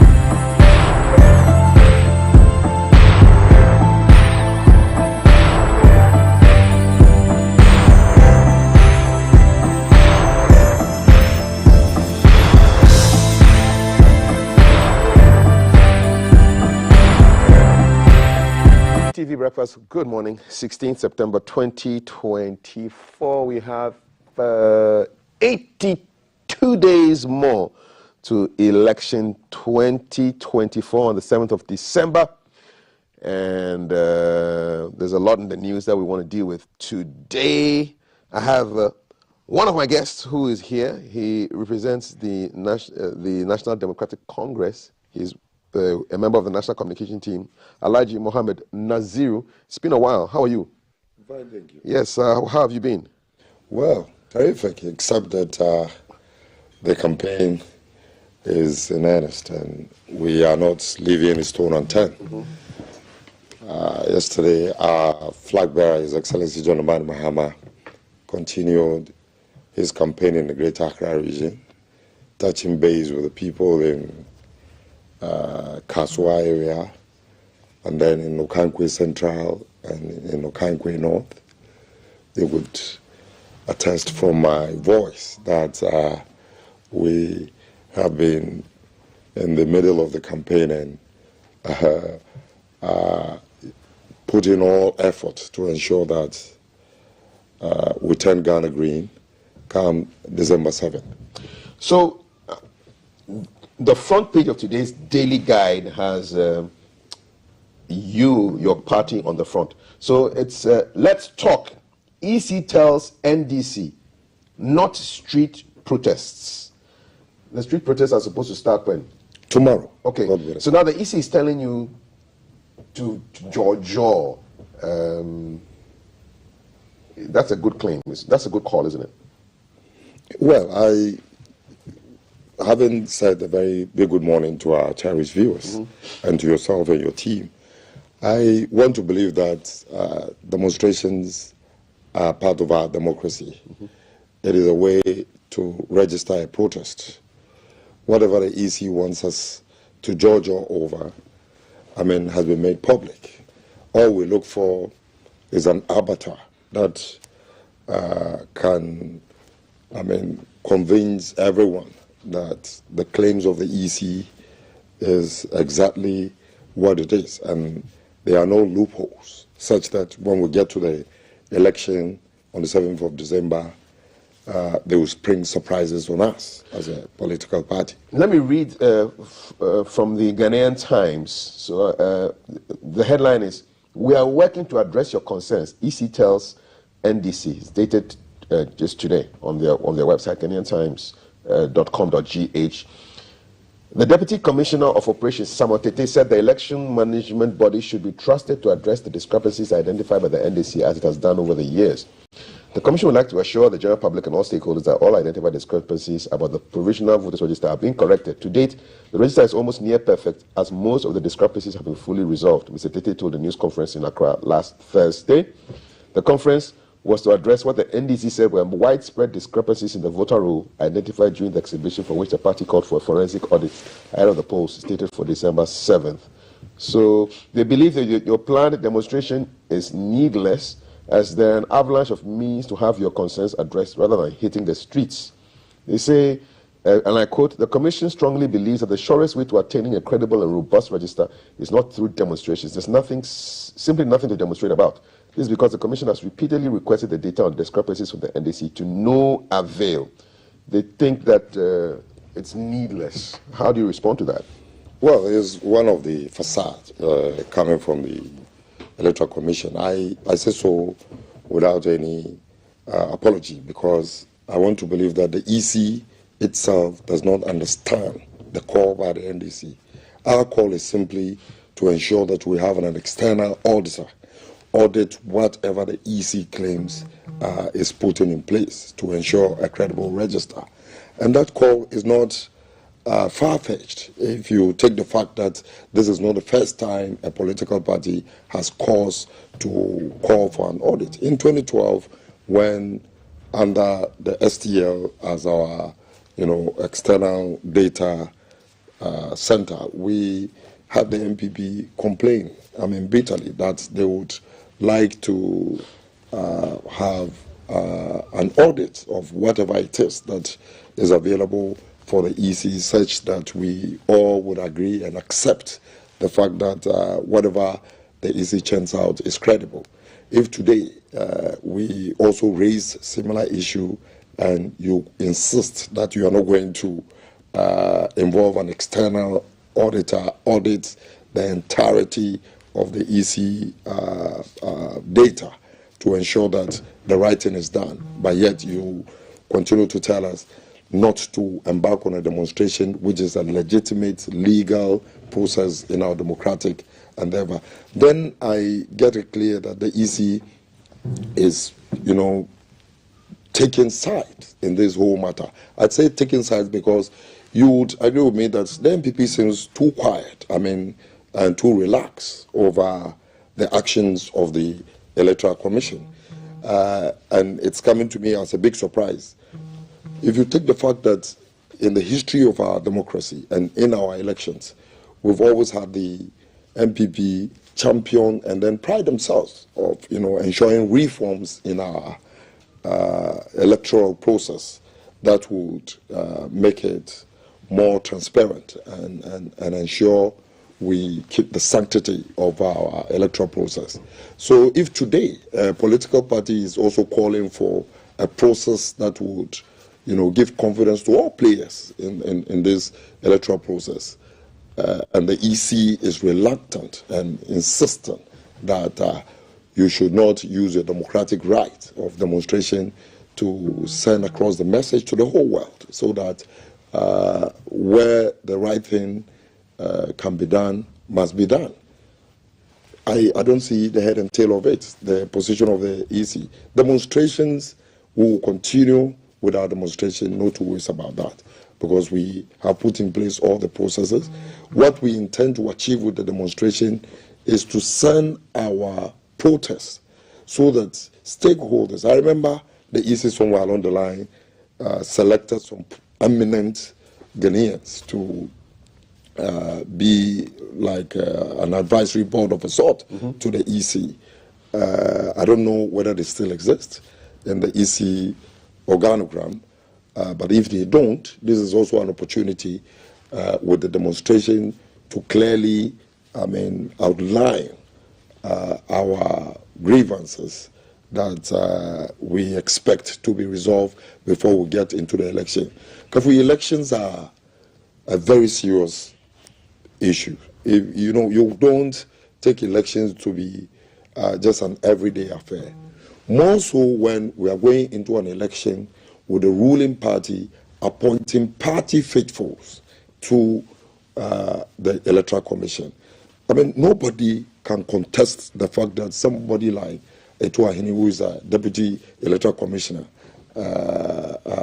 Apia, who is a Deputy Electoral Commissioner, who sits, talk on radio and television like I'm doing today for the NDC. He was doing for the MPP. And today he's an Electoral Commissioner. Never in the history of our political, of our elections, have we had, ruling party boldly appointing party faithfuls to go be referees in a match that they expect to be part of. Okay. It's the protest happening tomorrow. It's going on tomorrow. No two ways about that. What is the format? Is it nationwide? Yes, nationwide. So here in Accra, where we would be sending petition to the Electoral Commission, we are going to gather at the Kwame Nkrumah interchange. That is a circle interchange, so that we walk through the streets through to the Electoral Commission. We expect same to be done in all regional capitals. So you're going to be having 16 demonstrations happening across the country. Is that a plan? Sure. In all the 16 regions where the good people of Ghana, and the demonstration is not only about the NDC. We've had civil society organizations who have also raised concerns and are ready to partake in these demonstrations.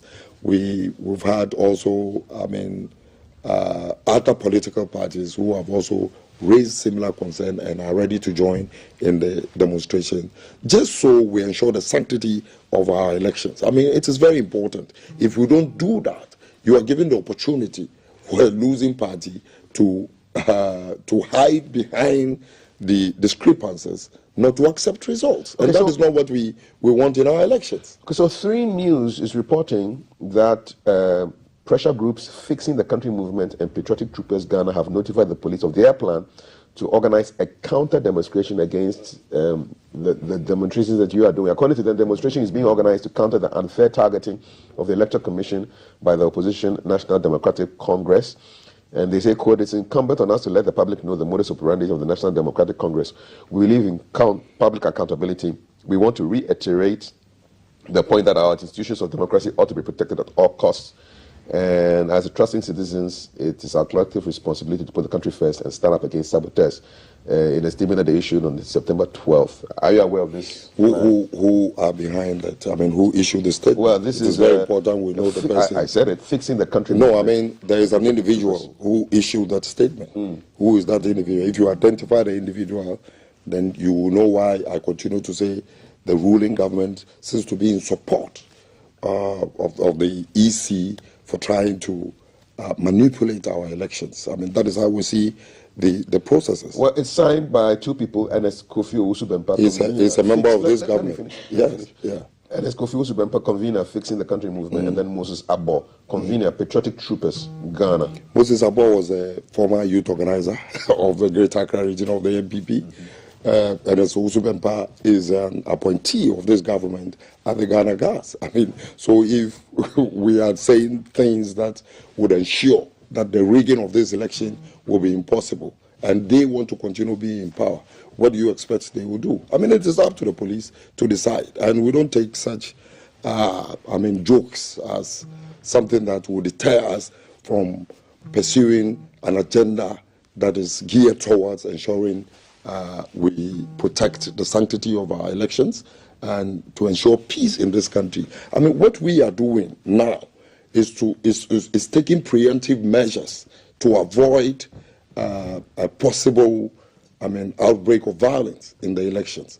Because if we are able to demonstrate today and the issues are addressed, the issues are not going to be addressed tilting towards the NDC as a political party. It is going to be addressed holistically so that all parties in this election process will be satisfied with the outcome of the election and not hide behind any discrepancies from the EC to sort to reject the outcome of the elections. So if we are supported today and we demonstrate to ensure that before we get to the elections, more so when elections are 3 major stages.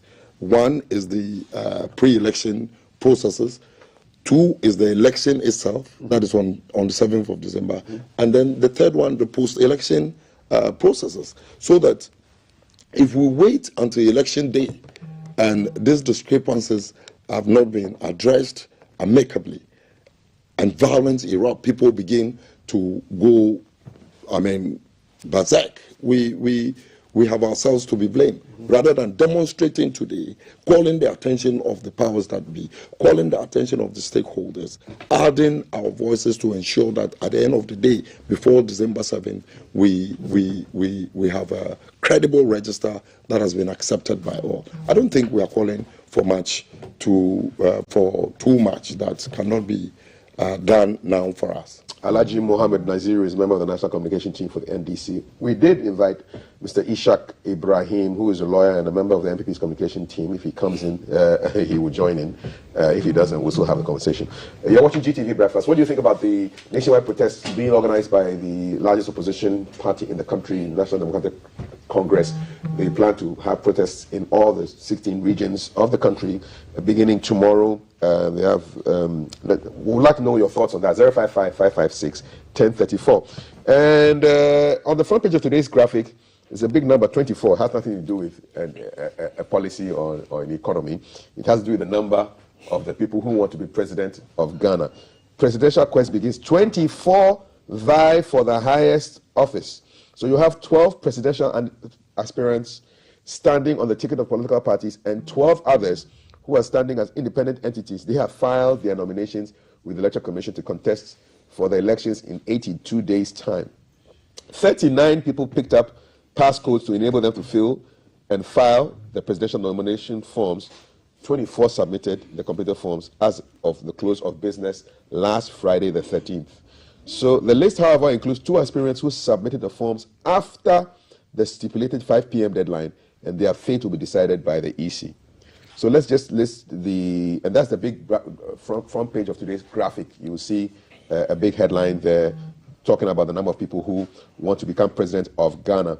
I'm sure you'll come up on the screen pretty shortly. So let's go through them. Those who filed forms on party tickets are Dr. Baumia of the MPP, former President Mahama of the NDC, Kofi Akpalu of the Liberal Party of Ghana, Reverend Christian Kwabena Andrews of the Ghana Union Movement GUM, and Hassan Abdullahi Ayariga of the All People's Congress. Others are Mohamed Frimpong of the National Democratic Party, Ekwe of the Ghana Freedom Party, Nana Sapong Kumankuma of the Convention People's Party, and Janet Nabla of the People's National Party. Others include Bernard Mona of the People's National Convention, Daniel Latte of the GCPP, and Kofi Asamoah Siam of the Progressive People's Party. Now, these are the independent candidates. They are Alan Trimating, Nana Kwame Bediako, Samuel Apia Dankwa, George Chumberema Edu, and Kofi Kranteng. The rest are Desmond Abrefa, Nana Stevens Ajapong, Paul Perko, James Chrissy Opong, John Enyunam Pipi, Dr. Sam Ankra, as well as Ni Amu Dako. So, EC opened the filing of nominations Monday, September 9th to Friday 13th. And let me give you some idea about dates. So, according to their calendar, balloting for positions on the ballot paper is scheduled for a week today, Monday, September 23, for the presidential election, and the day after, September 24th, for the parliamentary election. You have also 8 presidential aspirants so I got that.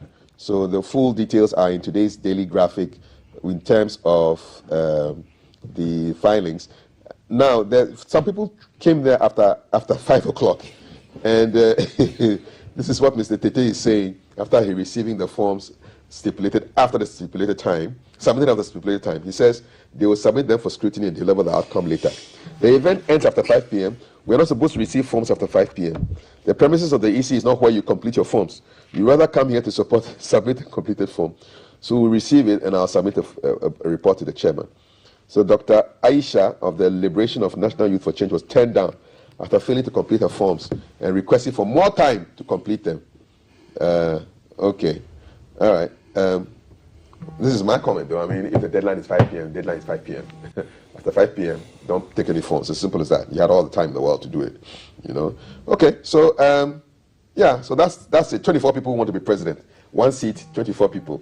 Very interesting. We've been joined by Ishaq Ibrahim. Yeah. He's a lawyer and a member of the MPP's communication team. Assalamu alaikum to you. Wa alaikum salam. Welcome to the show. Thank you. We've been talking about the EC and the NDC and the fact that EC is basically saying, let's talk and let's not resort to street protests. But the NDC are standing on their democratic rights to demonstrate, and they will be doing a nationwide demonstration tomorrow, the 17th of September. Your brief thoughts on that before we jump into the other story. Okay. Good morning to you, and good morning to your listeners. Apologies for running a bit late. No, yes, the road, my car failed me, and the road was quite choked. Having said that, as you rightly said, I'm a member of the MPP, so obviously I'm not a spokesperson for the EC. Nevertheless, as a Ghanaian citizen, I didn't say you were. Yeah, I know. What I'm trying to say is that I'm not speaking for them. He wants to speak Ghanaian, for the EC. No, so I'm not speaking to them. But as Ghanaians, my right to freedom of speech is guaranteed under Chapter 5. So I have an opinion on that. Yes. So EC obviously is not saying go away. He said, come, let's have a talk. You say you have problems. And some of the problems, EC said, we have had experience in dealing with this problem since 1992. We have a lot of experience. These discrepancies, they are not unusual. They are expected from our experience. And video evidence from past issues have been, one MPP in opposition expressed these concerns. We have got video evidence of the chairman of the NDC and the flag bearer of the NDC saying that these are issues that the EC is capable of resolving. So if EC today is saying they are resolving it, and you were stating them in 2016, based on principles. Principles do not change with time. What change with time, perhaps, is interest. So EC is not saying, I'm not going to deal with this issue. What is the objective to achieve if you are out there demonstration? Come and let's have a conversation. And the best way we resolve issues in a civilized society is to have conversation. Go and continue with those conversations. And the EC said, if you come and have a look, you realize that some of your concerns have already been addressed. And if they are not being addressed, bring the evidence, we'll have a critical look at it. So in your mind, it's a useless protest? Yes, I mean, what is the purpose? So what, you protest when somebody said, oh, I'm not going to listen to you. But if somebody said, I'm going to listen to you, what is the need for protest? If it's a useless protest, why are Fixing the Country movement and Patriotic Troopers Ghana notifying the police of also engaging in a counter protest to a useless protest? Well, I'm not sure this is a news that you're giving me. I don't know whether they have done it. But if they have done it, perhaps this is the more reason why... I'm reading from their statement, signed by Osubempa and Abo. Yes. Well, this is the more reason why I think protest or counter-protest will not work for Ghana. In the best interest of the country, as we go near the election, there's a need to reduce tension.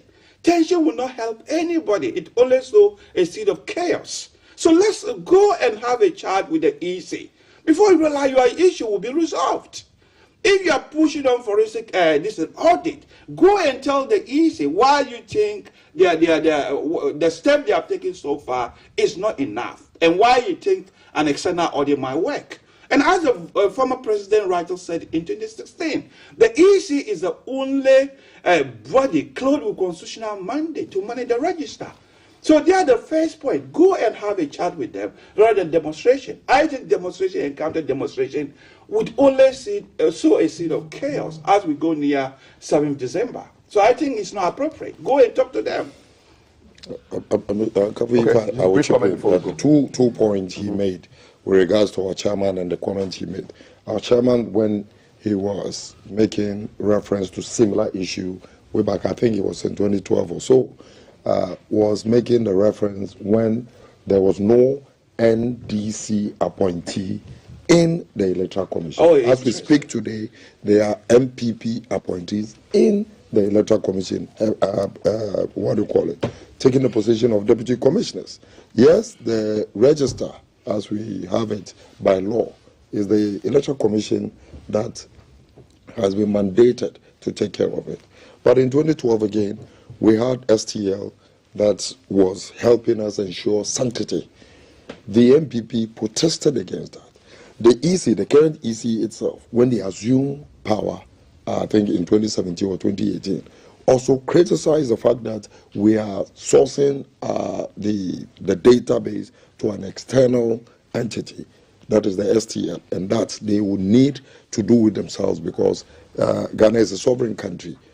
As we speak, the data system of the Electoral Commission is not in the hands of ED. They've also outsourced it to a third person. So if the circumstances persist today that led to, some agitations in 2012, 2016, still exist today, I don't see why we cannot also raise similar issues. More so when the EC has taken a position that they are not going to allow for an external forensic audit of their system to ensure sanctity. They have taken that position. What else are we going to sit down and continue talking about when we have other means to ensure that they do the right thing? And that is what we are pursuing. You can't go continue sitting down with a person who has taken an extreme position and has chastised your party and has made comments that sought to suggest that they are also another political party in support of the ruling government, and you call them the Electoral Commissioners. We will not accept that. Ghana is a serious country. You're watching GTV Breakfast. My guests are Alhaji Mohammed Naziru and Ishaq Ibrahim, representing the NDC and the MPP respectively. We're looking at the issues of the protests that is supposed to be happening tomorrow. We also just touched briefly on the fact that you have 24 people who want to sit on one seat. It's an extreme case of musical chairs, if you ask me. What do you think of it? 24 people want to be president. To me? No. First of you. First of all, yes. Yes. 26 people want to be president. 24. Yes. That tells me Ghana PLC is very popular. It means that a lot of people have taken interest in the way the country runs. I will welcome it, but I also welcome it with a bit of reservations. Tell me. Yes. In most countries, 2 or 3 political parties, if you look at the mature democracies, 2 or 3 political parties, almost every 4 years or every 5 years, depending on the system, always end up becoming the president. So if you a minority party or an individual wants to run for presidency, is it that you're coming to make a statement, or you genuinely have the machinery that will run an election to become president? Because I was listening to how the Electoral Commission was even dealing with the way they will try to sort them up, who will come first, who will come second. It will make the working of the Electoral Commission very tedious. In Ghana, we are predominantly an illiterate country. Most of our citizens are not well educated, especially in the rural areas. And so if somebody is given almost a ballot containing 24 candidates, how is he going to make an informed decision? Especially if he's intending to vote for Party A or Party B, and because of the way how lengthy it is, the person end up in voting for the wrong party. They don't really intend. So that would be a problem for our democracy. So I welcome it that there's much interest the way we want to vote. Some countries, there's voting apathy. I understand in Australia, they have to force people to even vote. So always we have a very high level of interest to the extent that I would call it a bit unhealthy, because I don't like the way when election is getting to the tension that follows it. As compared to some countries, it will just be reduced to debate alone, instead of violence and other things. So it's welcome, but it's welcome with some reservations. So if you are genuinely putting yourself out there to become president, come with the good intention that you are actually running to become president, not coming to just make a mere statement. Okay. Naziru? Well, I don't see the relationship between 24 people wanting to contest and the willingness of Ghanaians to go out there and vote and show enthusiasm in our political process. I see this as a protest to say that this government in power, have been so, excuse me to say, useless, such that everybody feels they can do better than what the Nana Bawumia administration is doing. I say so without any reservations because, Kafi, what is in front of you is the water coming from a river as a result of Galamsey. Yep. If you have a president who says that he puts his presidency on the line to ensure that we have cleaner water, to ensure that he manages Galamsey, he doesn't do it, he looks on, we spend a lot of taxpayers' money, and the system keeps worsening. And he's still in power when he has made a promise to the good people of Ghana that his government is on the line. What else do you think? Everybody thinks then presidency is as easy and cheap. And for that matter, if he couldn't do it better, I can do it. And that is why we are having such a number of people. So it's unprecedented. You think the Galamsey, the lack of success on the Galamsey front has emboldened people to become president? And many others. The lack of success in the Galamsey and the silence of the president to carry on his words, his promise to the good people of Ghana. He just announced the formation of an interministerial team to confirming and has also called on the police and the military to crack down on illegal miners. So it confirms the fact that all the effort we've put in place, the anti-Galam stop, the whatever it is, the money we have invested, has not yielded any results, so that his promise to us that he will put his presidency on the line must be fulfilled. And by now, we shouldn't be seeing him as organizing another, committees and teams again to fight this corruption. What we expect to be seeing for him is resignation letter. I have failed. Kwabena Donkor, when he was Minister of Energy, and gave timeline that after this time, I ensure that the doomsday will be over. We also saw stable power supply, but there were still some little challenges. He resigned. That shows serious. You attach seriousness to politics so that the people will continue to have confidence in our political elite. If you continue in this direction and we get up every morning to hear one corruption to the other, and the amount of money is unprecedented, that in the history of this country, you will have, a minister or one entity, with a lot of money. For instance, the 40 million, decision by the finance minister before he left. How does this link to 24 people running for power? Because they have realized that governance is as cheap as anything. And for that matter, if this government is pursuing all these things and they are still in power, I can also come. I don't need to be any special person to be the president of Ghana. Let me ask the viewers who are listening. Let me also comment. Yeah, but let me just drop the number first. Sure. So the WhatsApp number is 0240. No, I'm giving you my number. 055. What's the number again? Please put the number is on the screen. I've forgotten the number, but it'll come. They'll put it on the so the WhatsApp number is on the screen. I've forgotten it. 055-556-1034. Yes, 055-556-1034. Kafui. 055-556-1034 is the WhatsApp number. Again, 055-556-1034. 556-1034. Brief comment on that. 24 people who want to run for power. So obviously we are not mind readers to be able to predict exactly what is in their mind. That has helped my friend to speculate, and that speculation is his political interest to say that it is because the current MPP government have not performed. That's why the 24 people are coming forward, or the other 22 people. One can equally speculate that they have realized that there is no better alternative. What the NDC is offering as an alternative is nothing to write home about. So we can actually become the proper alternative. One can speculate, equally speculate that way. That's what they are coming. Especially having seen their manifesto and their so-called 24 hours economy that they intend to create, which Ghanaians has refused to buy, has probably prompted other people to come forward. Because if you look at the manifesto, especially their mark price in the 4 hours economy, there's zero in there.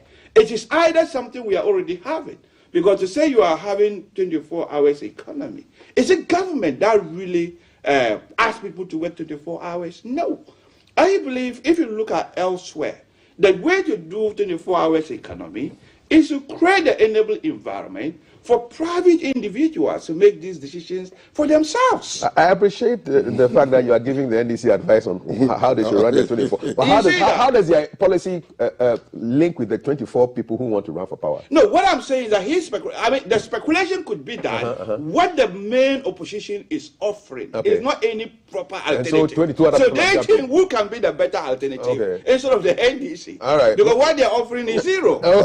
Assuming without admitting that is the position, one fact still remains constant. That is, this government has failed. I mean, that's 055-556-1034. Your messages are coming in. Now, talking about Galamsey, so the Chinese ambassador now has jumped in and he's now talking to his own people. The front page of today's Ghanaian Times, you'll see it up on the screen shortly. Ghanaian Times front page, stay away from Galamsey. Chinese ambassador admonishes his own people.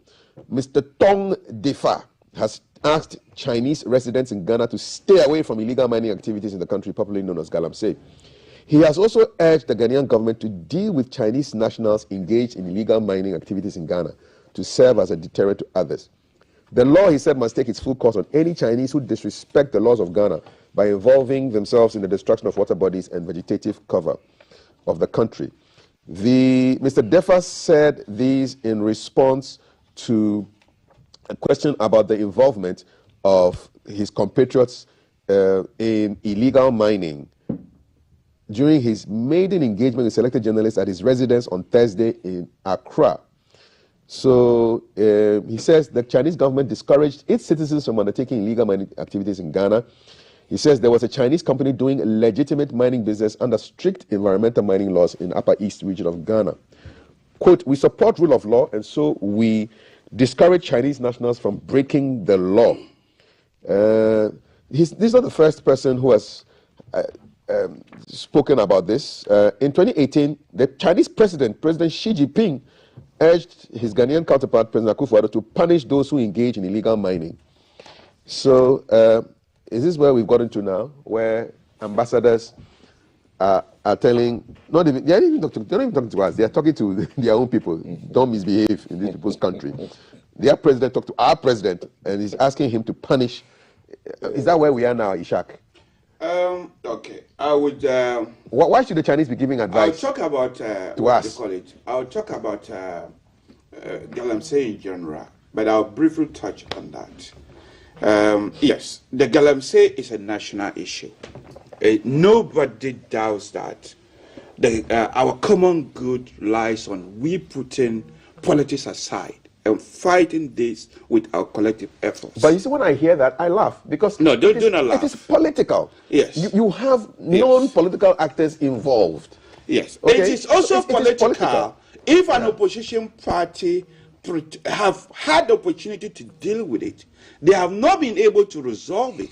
And while they are in opposition, when a government takes a strong action going forward, they will secretly go behind to mining communities, promising them that when we come, we'll allow you to do illegality. But you're in charge. It is equally political. Yes, I have not said that. So you see, when you were reading it, he used the word illegal mining. So the word illegal simply says that the government is not in support of that side. You can say the proposal is for the community mining, where people would have licenses. And those licenses clearly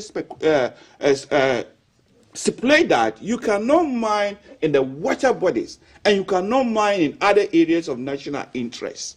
But some of the people who are mining over there, it is illegal. So sometimes I don't really see it as a governmental problem. I see more of law enforcement problem, because the laws are already there to say that the security services should apprehend whoever is mining in the water bodies. So have the police failed? Have the police failed? To some extent. Does the IGP go? Why didn't the president fire him? Well, I'm not sure what informs him. Because if he says it's a law enforcement issue, who is in charge of law enforcement? I think the law is already there. The word illegal mining already said that it's not sanctioned by government. Having said that, let's come to whether the Chinese diplomat or the Chinese ambassador advised his citizens. There's nothing wrong with that. As a resident in the United Kingdom some years ago, Papa Osuo Akuma would often advise Ghanaians. And some of the advice would be when you come to a function, he will advise you that if you are in a foreign country, it is part of your obligation as a social contract for you to abide by their laws. So if the Chinese ambassador is actually doing that, we will welcome it if it is known that a large number of the Chinese communities are committing illegalities here. There's nothing wrong with Chinese ambassador admonishing citizens to... Why can't we arrest them? We have seen evidence of Chinese being arrested, haven't we? There is evidence. Chinese citizens, I've visited one prison several times as part of legal aid to help clients. I've seen Chinese nationals there, though I don't know what brought them there. But that tells me that once Chinese-looking people, I don't know whether they are Ghanaians, but I can see Chinese-looking people over there. And that tells me that when they commit illegality, we don't look elsewhere. Okay, brief comment from Naziri before we step out and go and speak to Alan, who is at Abofu. Go ahead. You see, Chinese ambassador warning his own citizens. That's the best he could do for us. He's also concerned that we're being threatened, our very survival and existence in our own country is being threatened with these galamsey activities. We have nothing to do about it now but to ensure that we get right people who will be truthful to the good people of Ghana. This is another opportunity for the president to ensure that at least let's put some sanctity in our politics and to come out publicly to apologize to good people of Ghana if he cannot even resign, as he has promised the good people of Ghana. It is very important we don't take this issue as just one political matter or the other and be making references to NDC was in power before. There is only one government in power at any point in time, and the government in power today is the MPP government led by Nanado and Alhaji Bawumia. It is their duty to ensure that they live by the promises, and with the threat, the danger is that we are going around the country campaigning. Some of our water bodies have started becoming muddy. It used to flow even when it is dirty. Now it is not flowing; it's becoming muddy and thicker, so that some areas that would even rely on such waters do not get the water again. We are beginning to see the effect even in our newly born babies with defect in some of the mining areas. And so good call by the Chinese ambassador, but we need to do more. The Chinese ambassador is telling us there is a problem. I accept, yes. Yeah. So you must also take the bull by the horn and act on it. Taking the bull by the horn, says Alhaji Mohammed Naziri, member of the National Communication Team of the NDC, seated with his brother Ishaq Ibrahim, who's a lawyer and a member of the MPP's communication team. Your messages are coming through on 055-556-1034.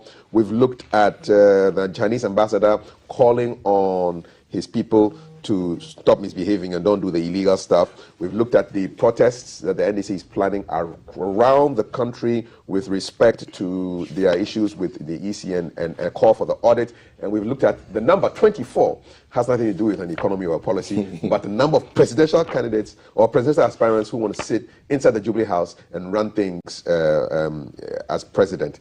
We will now step out of the studio and go to Abofu, where our good man, Daryl Alantegu, is standing by to make a report. So he's been there before. He was there a couple of years back, maybe 2 years ago, to report on an issue that has to do with a particular a drain. And he's coming through with this report from Abofu, where a drain was supposed to have been reconstructed.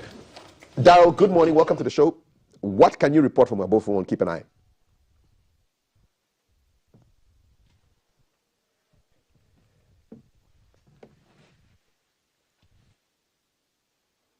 Thank you very much for coming to me here at Abofu in the Greater Accra region near Achimota. 2 years ago, just about the 10th of October 2022, I filed a second report after a heavy downpour on this particular stretch of drain near Abofu. If we take a look back 2 years ago, what the situation was, and currently the reconstruction going on, we can put two and two together and then see if Keep an Eye has indeed gotten results. Let's watch this video.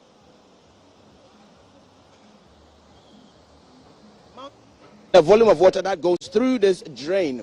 It is really very sad to report that this morning, arriving here, we have seen a worsening situation such that men and women who live along the street of this drain are more or less up in arms with especially the railway camping, because the rail line lies right next to me by the right. And indeed, if you listen to some of the sentiments being expressed, you agree with them if they go up in arms and attacking the rail. Relocating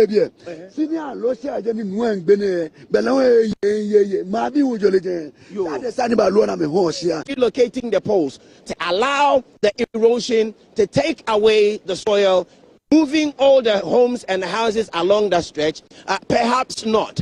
But my fear and the potential danger is this scarf. If this high tension pole should come tumbling down in rain, everybody living along that stretch of water is a high risk of being electrocuted. I'm going to go around and speak to a few men in the neighborhood who's joined me on site this morning, who historically can tell us when this started and what has been done about it. And so what you saw earlier was a report I filed 2 years ago. Ironically, the manner in which I presented in that report is exactly as I am today. And I mentioned how earlier on there used to be a high tension to my extreme right, where today the high tension has been relocated, and what we have is only remnants of the high tension, the cable showing, which means the high tension has been relocated.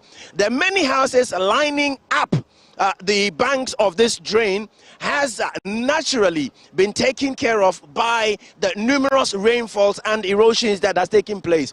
Thankfully, however, somebody has listened to our various reports, this being the third, and eventually, having listened, gotten men to reconstruct the drain in order to protect whatever there is left of life along the stretch of this drain. It interests you to note also that before this morning's report, I have been down here to speak to members of the public as well as those who used to live here, and they had said that several complaints were sent to the assembly and the MP was called upon, but they repeatedly had the same feedback, meaning that government has a plan, and the plan is to eventually carry out a detailed assessment of the situation before any awards are given for the reconstruction. The people who live around Abofu and also parts of Achimota, who suffer the brunt of rainfall whenever water is collected from upstream and making its way downstream, today can breathe easy because the construction is ongoing. If you have the benefit of the various videos taken earlier as part of this construction, you will note that indeed because of the construction ongoing, there is, whereas a church was close to the drain, that has been taken down, and houses that stood here over a long period have all been taken down in order to make way for the reconstruction of the drain.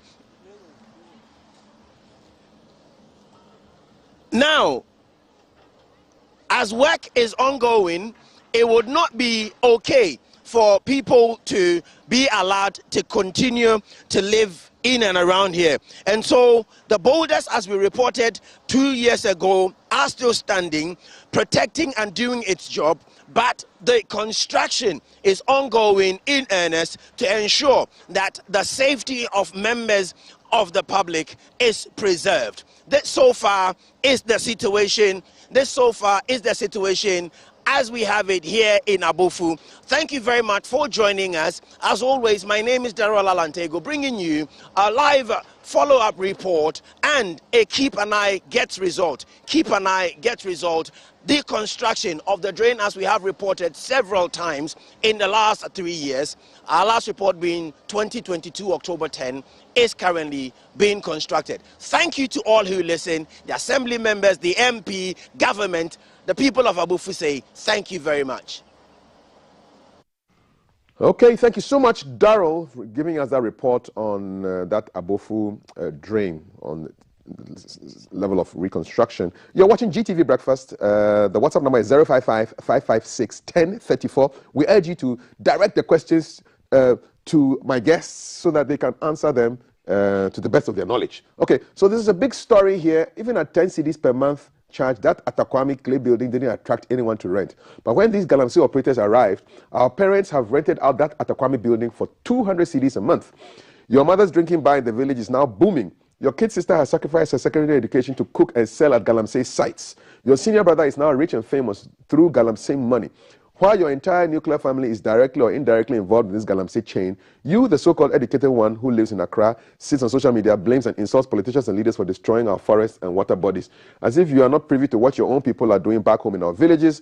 As a nation, we have never been sincere enough in our discussions regarding Galamsey. We pretend as if only politicians, leaders and government can heal our sick land, with it being really lucrative and impact on local economies of our villages. We need more than a holistic and national approach in fighting it. Food vendors, mobile money operators, landlords, drinking bar owners are all indirect beneficiaries. A chief with his elders were almost lynched at the Galamsey site when they tried to stop their work. Look, no politician, leader, or government policy whatsoever will succeed if we continue this way. This is McLean, Desmond from Sefiriosu, which is at the heart of all that action. Why were you not talking about our calamities since January, and we wait until it's election time before we started talking about it? We're all hypocrites. God bless our home mother Ghana, from Katie Tema. Somebody in a very despondent mood. Kafri, our country is in shambles. You want me to go to court, eh? I don't read comments that will take me put it into problems. Mr. Host and your panelists, he thinks that you should keep quiet about Galamsey issues because, Nazir, you are the ones who created this mess during the Mahama regime. Where was he when the Chinese came to settle in Wassa Akropong during the Mahama's time? They should explain to us how they're going to enjoy. Okay, so he's blaming the NDC for Galamsey. A joke from a person who has admitted that this government has failed. And this has not been in power for the past 8 years. Okay. And if the problem still persists, then what did they come to power to do? Okay, more messages. It's a shame that the ruling party appointed known persons with strong ties to it into the EC. This was possible because there's no proper legislation in place to guide it. We should not allow such to happen. Politicians will always take advantage. More messages, 055-556-1034. It's very shameful that it is China that advises Ghana to deal with its citizens when they breach our laws. Do we need this advice before we act? Is Ghana oblivious of what the Chinese are doing? Must we wait for China to tell Ghana what to do before we act? Are we not a sovereign nation? Or is it that we've lost our minds and do not know what to do? Can a Ghanaian do so in China and be left off the hook? It's very disappointing. Just to let you know that in the news, the Chinese ambassador was advising his citizens not to misbehave. Yeah. But, of course, in 2018, their president asked our president to deal with the Galamsey people. Maybe that's what you're talking about. The government lost the Galamsey fight as far back as 2020 when the NDC was moving from one Galamsey side to the other, assuring them that the NDC was going to allow them to continue with their illegal activities. Thank you. Okay. Good morning, GTV. I support the action the political parties are taking against the EC. And Desmond says our country is going down too fast. That's all time will allow us this morning. Gentlemen, quick summaries. I'll start with you first. Okay. My lawyer friend, Mr. Ibrahim. Okay. So I think, as I said, a demonstration and counter demonstration will not help us. It will only increase the tension as we go near the election day on 7th December. So I think the NDC should do Ghanaians a favor and return to the EC to continue their dialogue with them and perhaps provide the evidence they are asking for. And before you realize your problem will be resolved. And John Mahama was right when he said in 2016 that the EC was the only constitutional mandate that deals with those kind of problems and that opposition should go back to them. It was true then and it is true now. Thank you. Ishaq Ibrahim, lawyer, member of the MPP's communication team. Elijah Naziru, you have the last word. That EC, that was a constitutional body, and John Mahama was making a reference to, never had party apparatchiks as members of the commission. And I continue to maintain that our position to ensure that the electoral roll is scrutinized, to ensure there are no lapses, is democratic and is in line with ensuring a peaceful election. So any Ghanaian who believes and wants a peaceful election should add his or her voice to our call for a credible electoral rule that would ensure a credible election and a transparent one, so that the winner remains a winner and the losers would accept also the results. But with the current situation, if we want to continue this way, it's a recipe for disaster, and we will not like Ghana to get to that level. And that is why we are demonstrating. Tomorrow, we are calling on all well-meaning Ghanaians to join us, add our voice. In Accra, we are starting from the Kwame Nkrumah Circle, and so will happen in all the regional capitals in the 16 regions of Ghana. So let's continue to Jojo and then use democratic means to ensure we achieve democratic credibility. Thank you so much. Wishing you a beautiful day. My guest, Elijah Muhammad Nazir, member of the National Communications Team of the NDC, wish you nothing but the best. Today is International ID Day, and you'll get some education about that in a short while right here on GTV Breakfast. And then we'll also be discussing the 12 pillars of economic freedom, key policies of the new force movement. It's part of our campaign here to provide a platform for all political actors to explain to us what their policies are so that Ghanaians can make their decisions in 82 days' time. You are watching GTV Breakfast. My name is Kafui Day. I haven't had a chance to use this because my guests were on their best behavior. Stick around, don't go anywhere. Live from GBC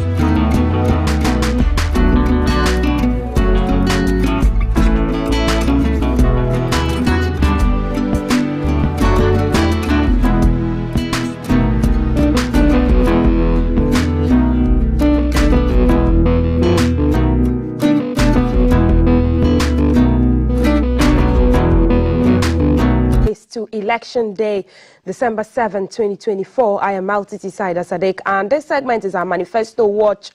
We try to give every political party that's vying to be, in lead of this country come December 7 a chance to come sell their policies to the Ghanaian public. And this morning, we are joined by representatives from the New Force movement who will walk us through the party's key policies and how they plan, to implement them and turn the country around. We'll delve into their core principles and also the objectives of the New Force movement, exploring their vision for the future. And we know that they have the 12 pillars that they hope is going to transform the country when they do take charge, and they have the 7 non-negotiables.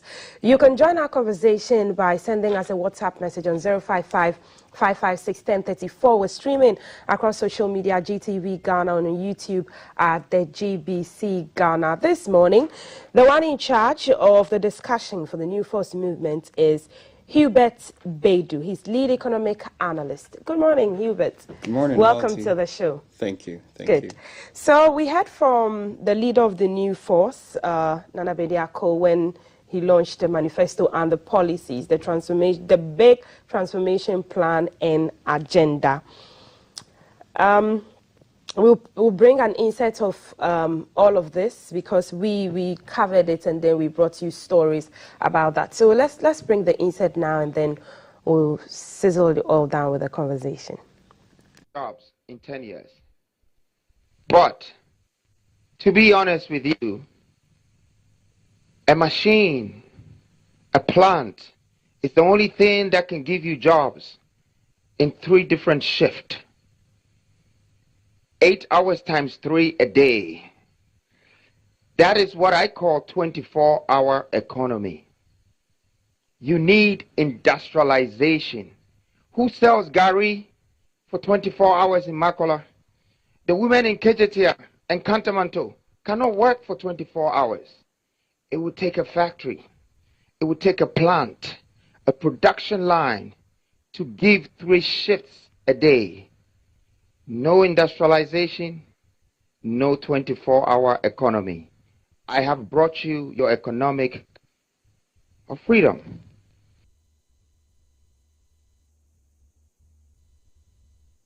About food, I've been talking about gold reserves. I've been talking about food reserves.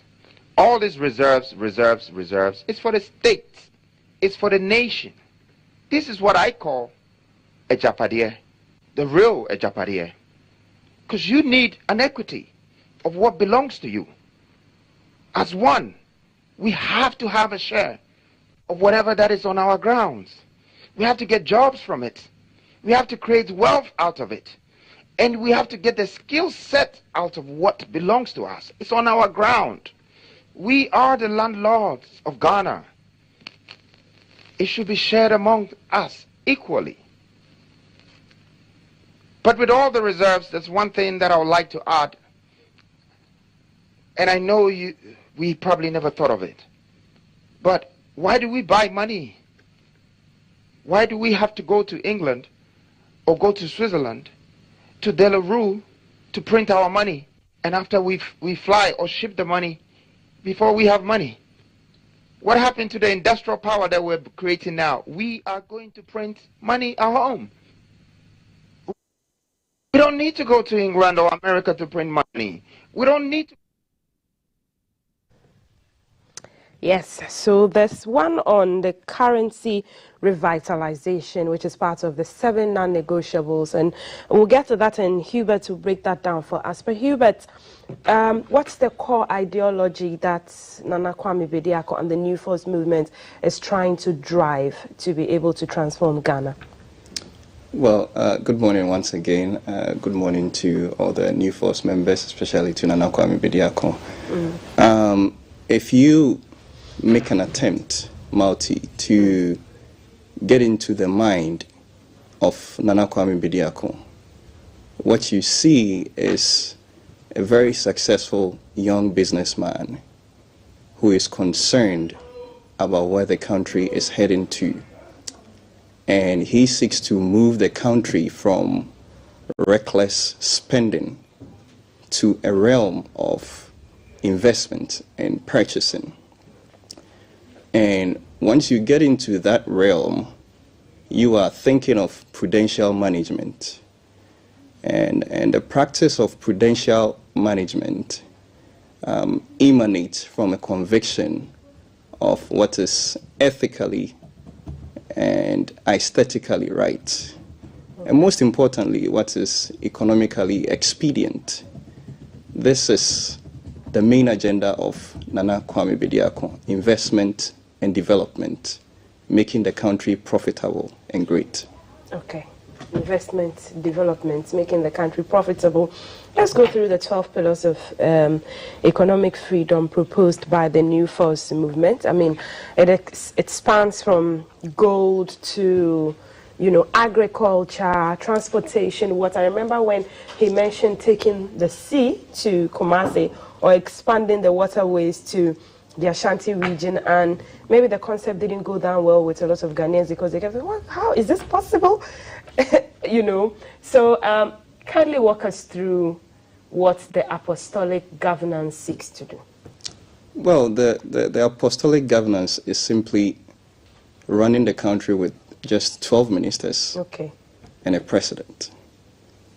And I know that some Ghanaians think this is not achievable, and it's not realistic, but it's not their fault. Ghanaians conceptually are aware and know what they want. But experientially, politicians and bad leadership have made us believe that what we want is not achievable. And if we are ever going to achieve it, we need a largesse of ministers and civil servants. And the president has to single-handedly appoint 6,000 people, of which majority are unproductive. This is what we want to put an end to. We want to run the leanest and most efficient governance model ever in the history of African politics. This is the apostolic governance. Well, does it still go to say that the fewer the better? I mean, couldn't a fewer ministers still loot and share? Well, the essence is not about looting and sharing. The essence is about efficiency. Okay. And the engineers will tell you that less is more. You know, we have built a culture of the desire for clutter. And when you get into engineering, it can be financial engineering, it can be mechanical engineering, you see that there is beauty in simplicity. So it's not about the looting and the sharing, it's more about the efficiency. Right. So, I mean, let me bring in some of the things that the new force, your leader, has said that he would do. Connecting regions, the 16 regional, development plan. I heard him say that the Western region is the richest region in the country, $412 billion worth of minerals, agric, all of what we need to transform our economy and not be, dependent on foreign support or help. What is the plan for the regional transformation, the 16 regional transformation as well? Great question. Our country has gotten to a point where we have to be serious. And by that, we mean that we have to get every region activated. And the way you do that is to first deconcentrate the capital. Okay. And next, you have to devolve power from the central government.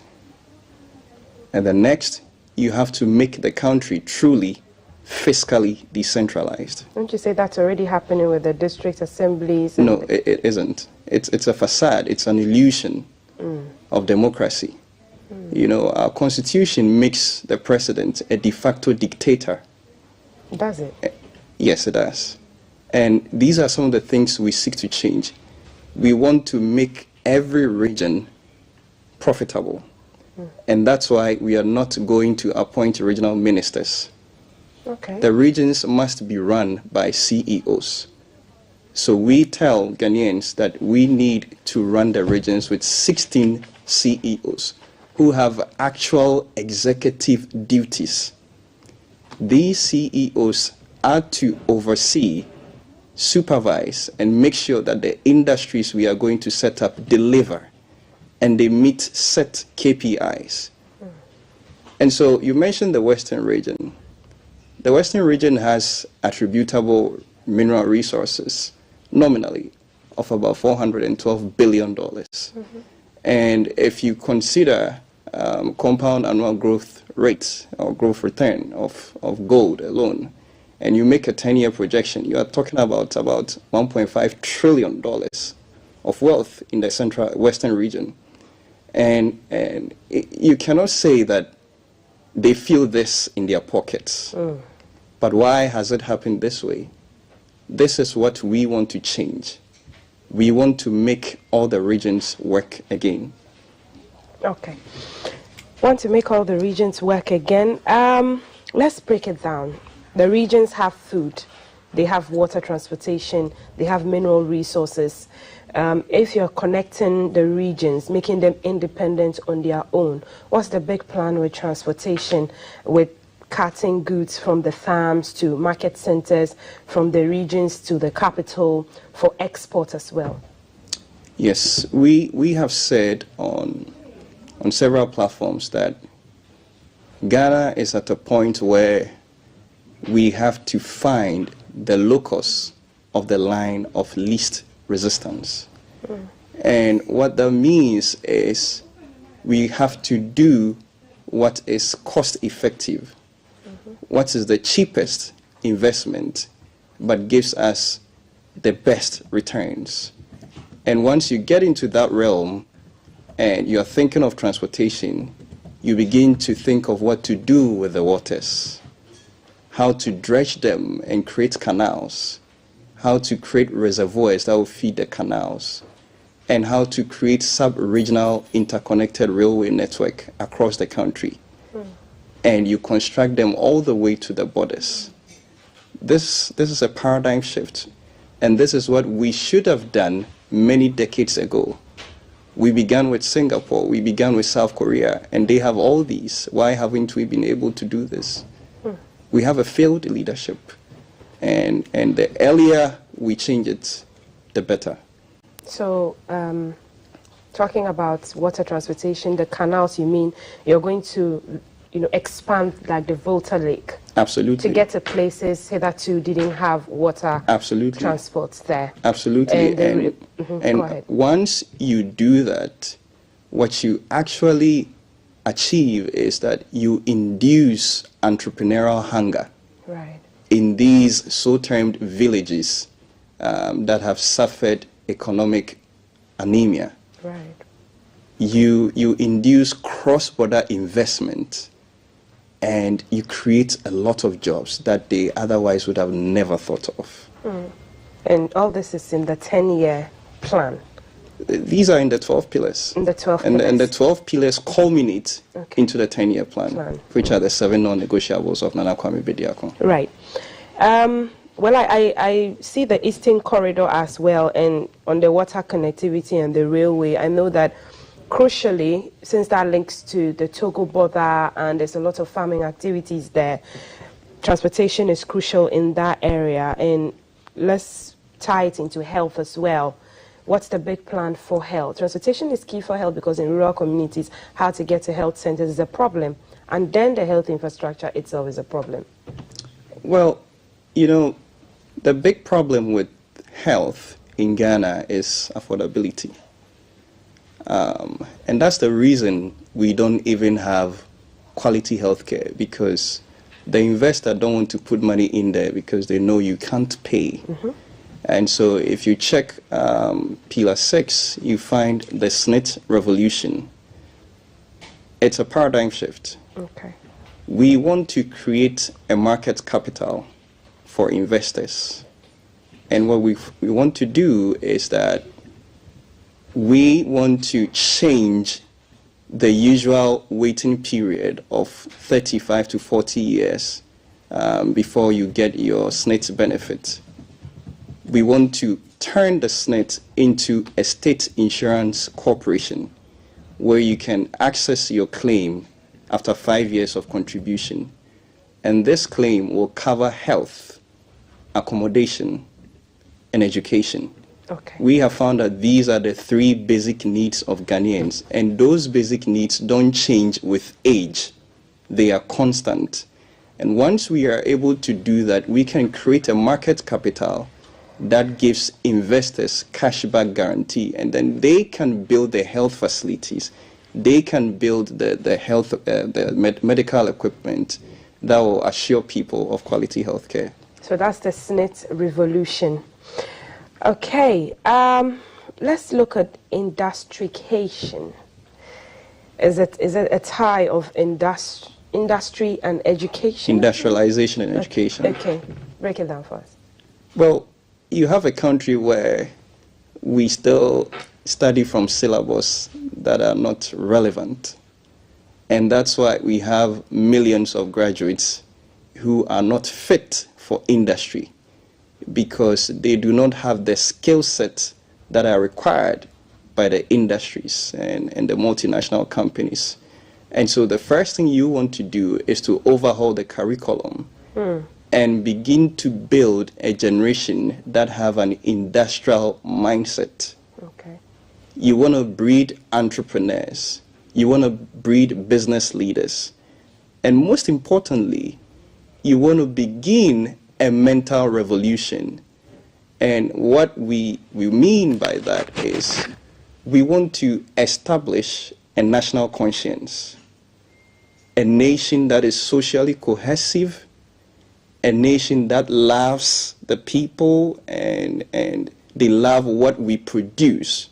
Once you are able to establish that, especially at the basic level, you put into the minds of the kids. And epigenetics say that the first 7 years of your life is the most important because that's where you get everything from. Formative years. So you fix it in the first 7 years at the basic level, not at the SHS level where they are gone already. And so these are some of the things that we want to do. It's a whole work.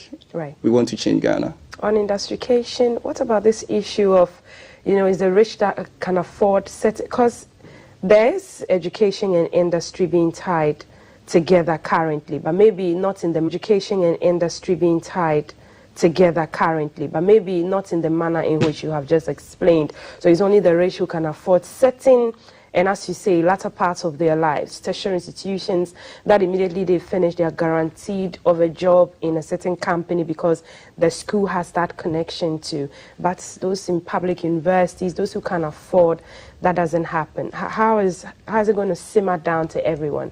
Well, like you rightly said, only the rich can afford certain types of education. But if you have a country where only the rich can afford, then you have a very big problem. You are sitting on a time bomb because you are breeding a nation where people are embittered, and it's just a matter of time that they would just try and make an attempt to emerge from the maelstrom of all this randomness, and that can end into something you don't want to it to end into.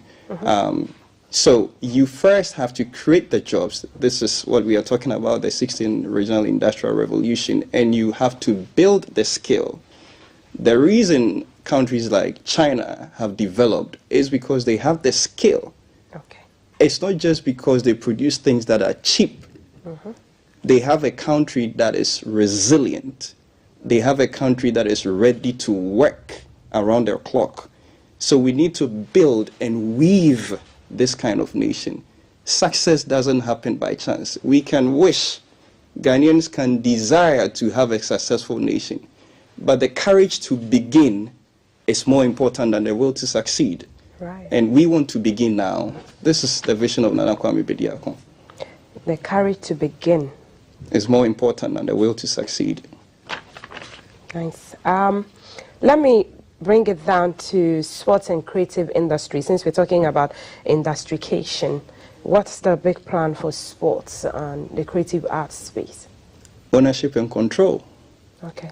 And what we mean by that is, if you really want to help the creative industry and sports, you first have to own the tram lines that are carrying your music, that are carrying your movies, that are carrying the artwork. If the tram lines are owned by foreigners or foreign companies, what happens is that your artists and your entertainers will sell their catalog immediately once they are done. And so the real return stays outside of the country because you don't own the tram lines. And that's what's happening right now. Exactly. You don't own the distribution. So you need a true revamp of everything in this country. We first have to own the distribution channels. Then you can begin to think about royalties and what artists deserve and their fair share of what they have produced. And then you can think of the protection of intellectual property. You can think of regulations that borders around piracy and what have you. So it's more about ownership and control. Okay. How about sports? Sports, we seek to build 16 regional multifunctional facilities all across the regions. And the reason you want to do that is you want to incorporate sports disciplines into the schools. And then you want to induce investor partnerships. Once you do that, then the scholarships will come in And still, you go back to ownership and control. You own your talent. Right. Rather than, having certain investors coming from Denmark, they set up here, and then they have the Kudus, they have the Fatau, Isahaku, and all of those guys. The money is going to the white people because we don't think about ownership and control. Right. We want to own and control what we have. We want to own our talent. We want to own our sports. We want to own our entertainment. I mean, I will in finality, I would ask how all of this is going to be done. What money is going to be used to, what resources, who are the partners, likely partners you're looking at, if you don't want to, toe the line of indebtedness of Ghana going to the IMF and the World Bank. Would want to know that. But the other pillar that I'm seeing here also is reserves, reserves, reserves. Yes. Reserves. Pillar 4. Pillar 4. And you intelligently linked reserves to debt. Yes.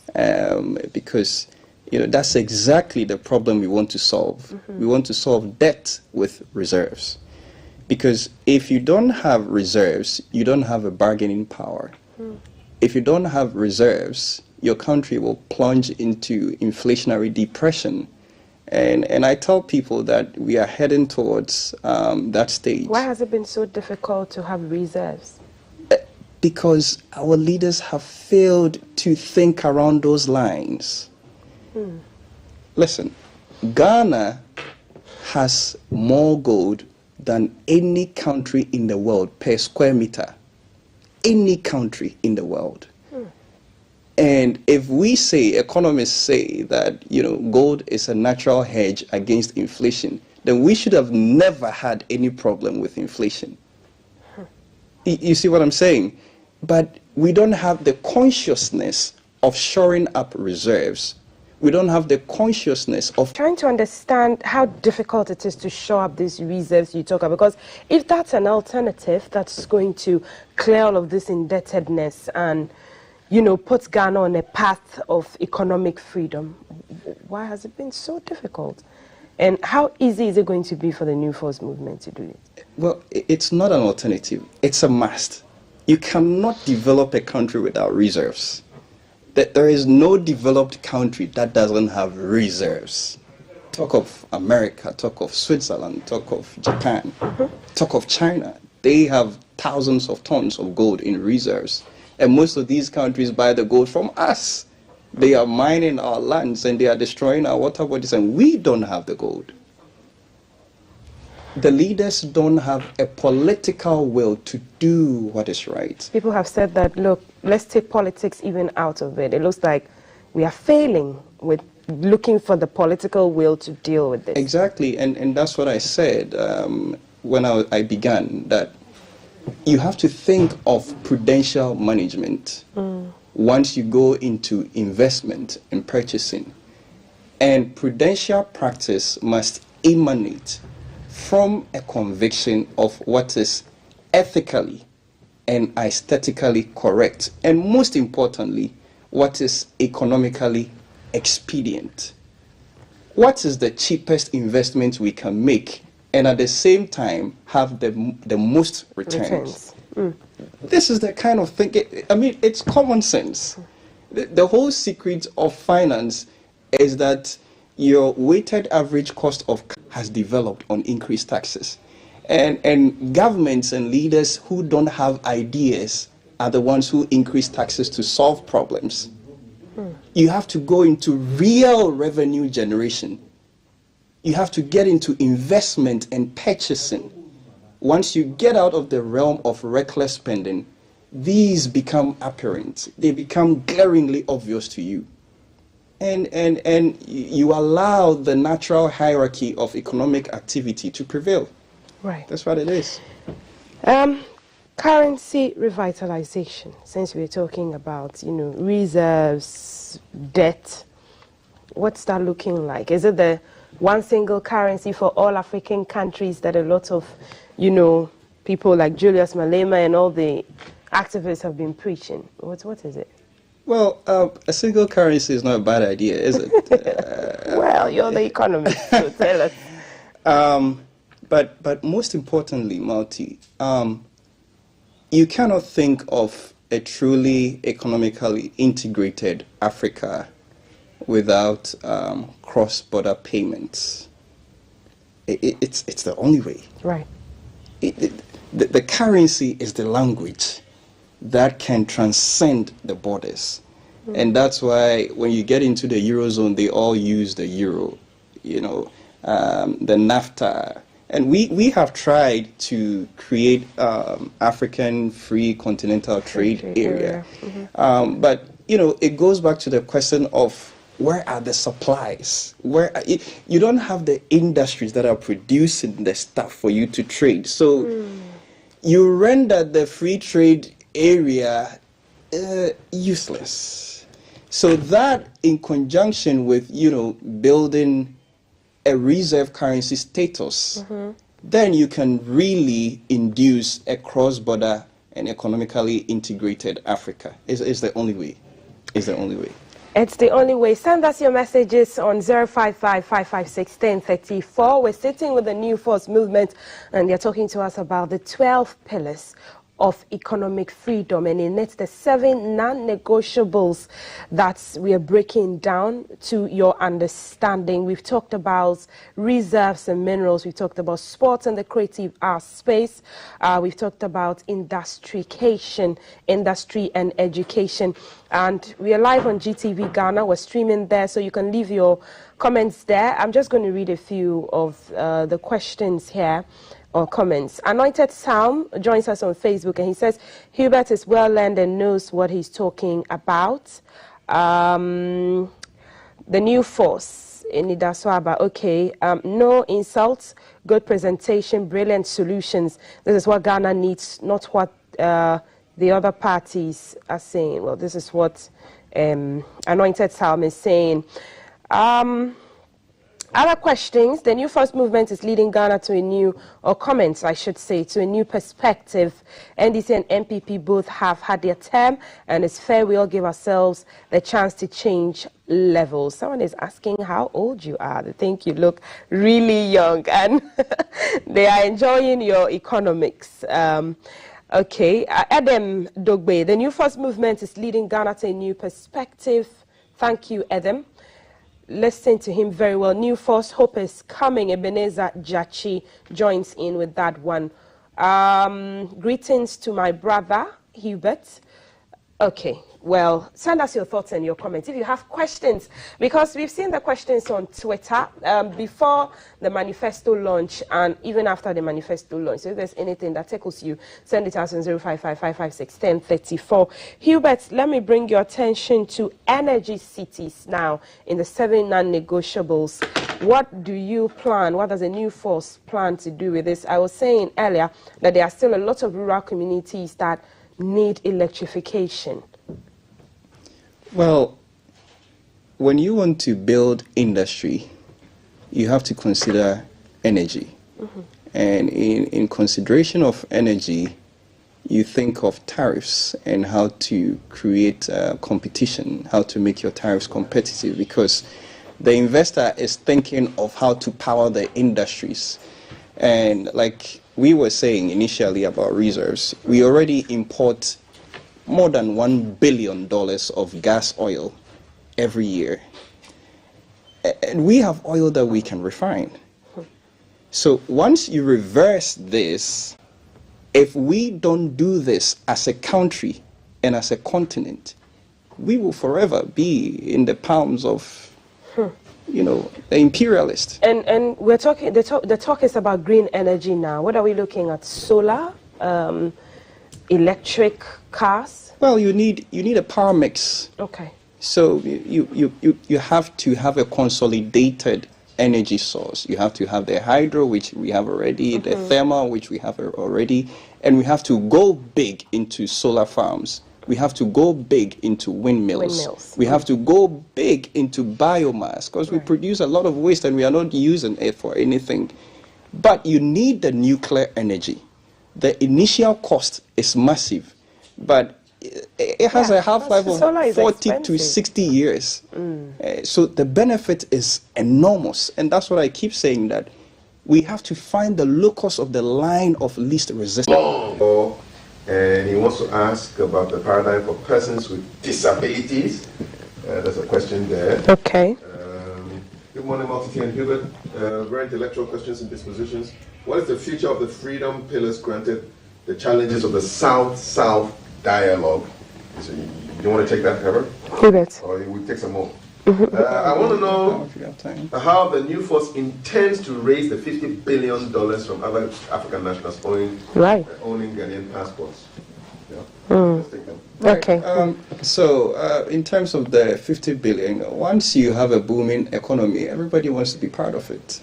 And I tell you, there are more than 1 million Africans, and Nigerians form the majority of these, and they are seeking the Ghanaian passport already, even with the state that we are in. So what you want to do is to monetize the immigration so that it can become a free source of funds for you. But that's not the only thing.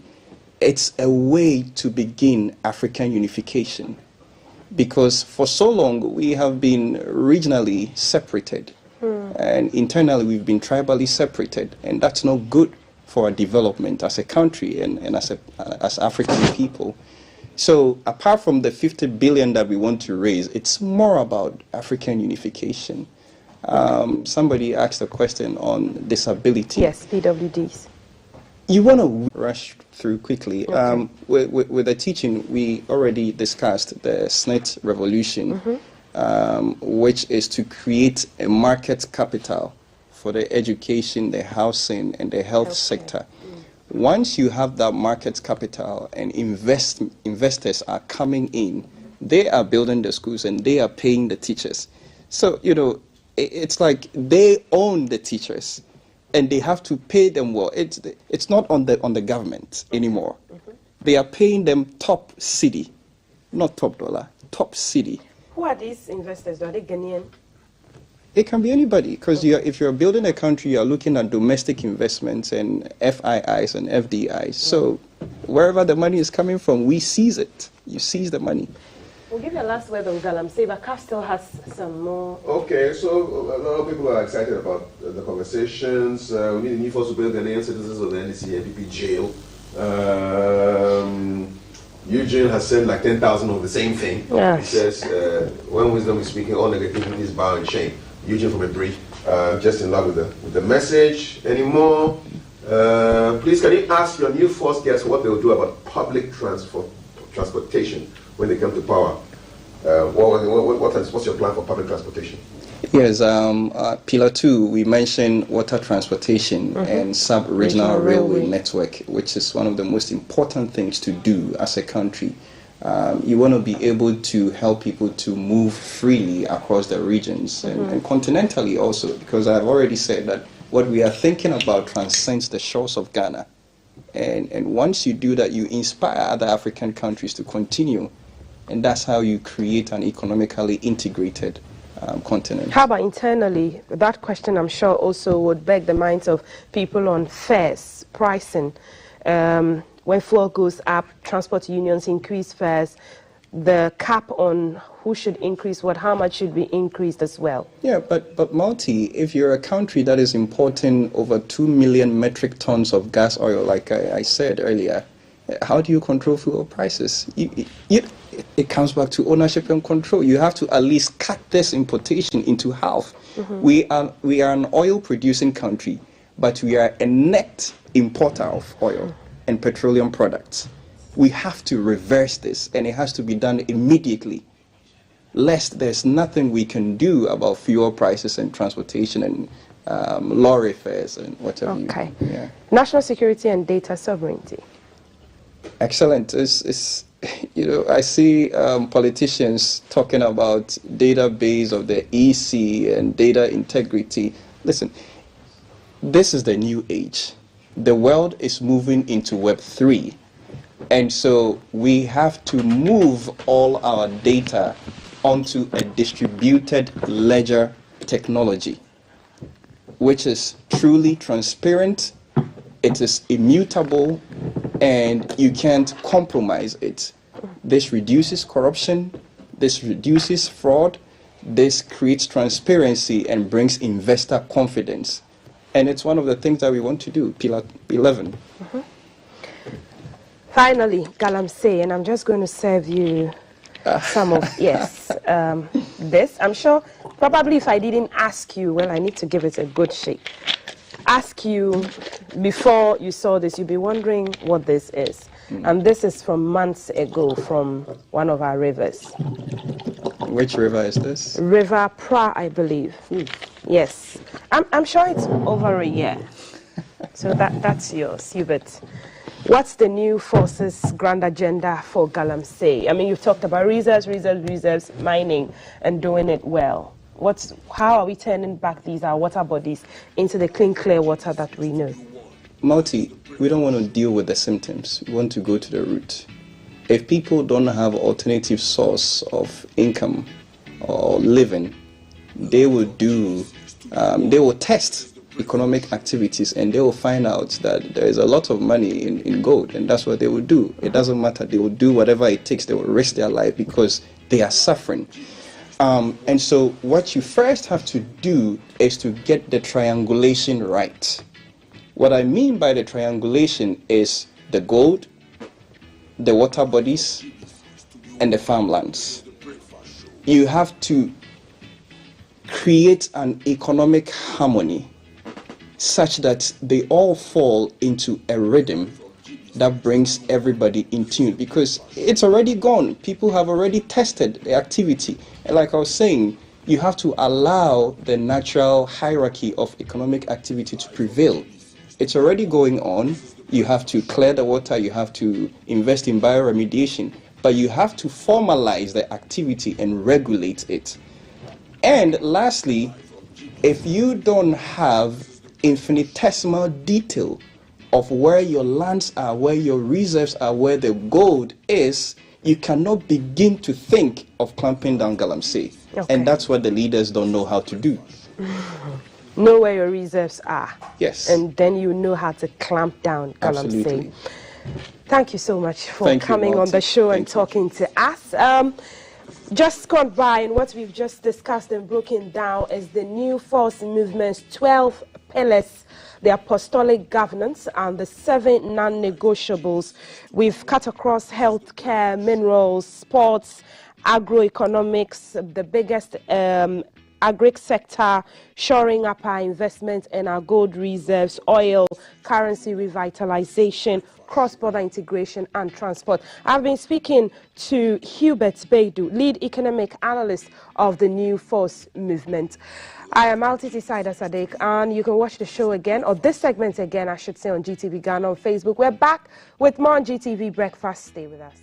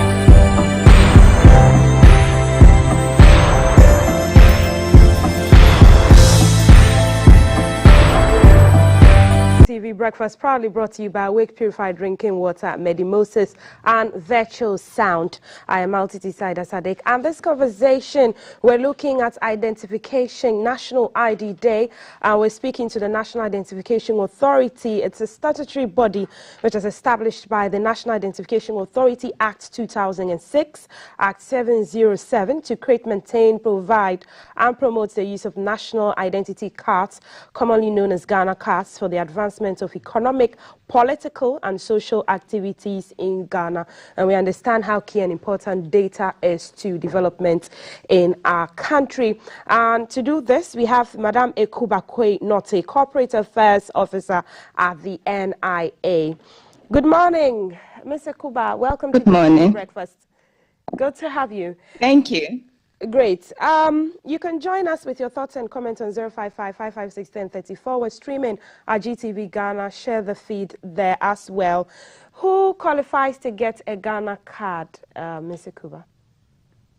Okay, so every Ghanaian living in Ghana or living abroad, recognized as a Ghanaian, with your birth certificate and a passport that proves that you are of Ghanaian birth, okay, qualifies to be registered as a Ghanaian and to have a Ghana card. Okay, can I get a Ghana card abroad if I'm Ghanaian, or I have to come into the country?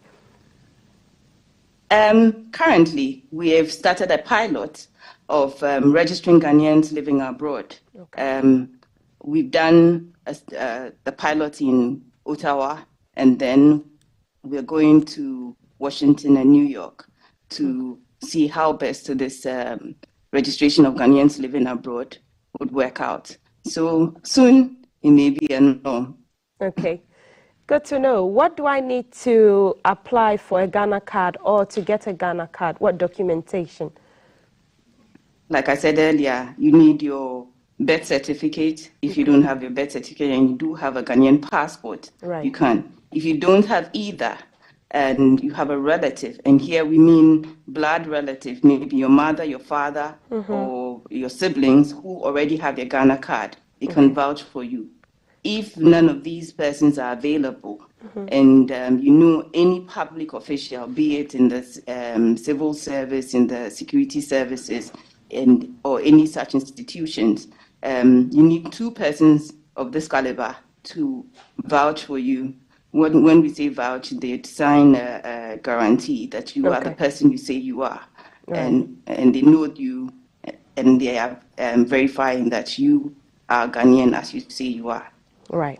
Apart from that, there's also cards, the ECOWAS cards that we give to the foreigners.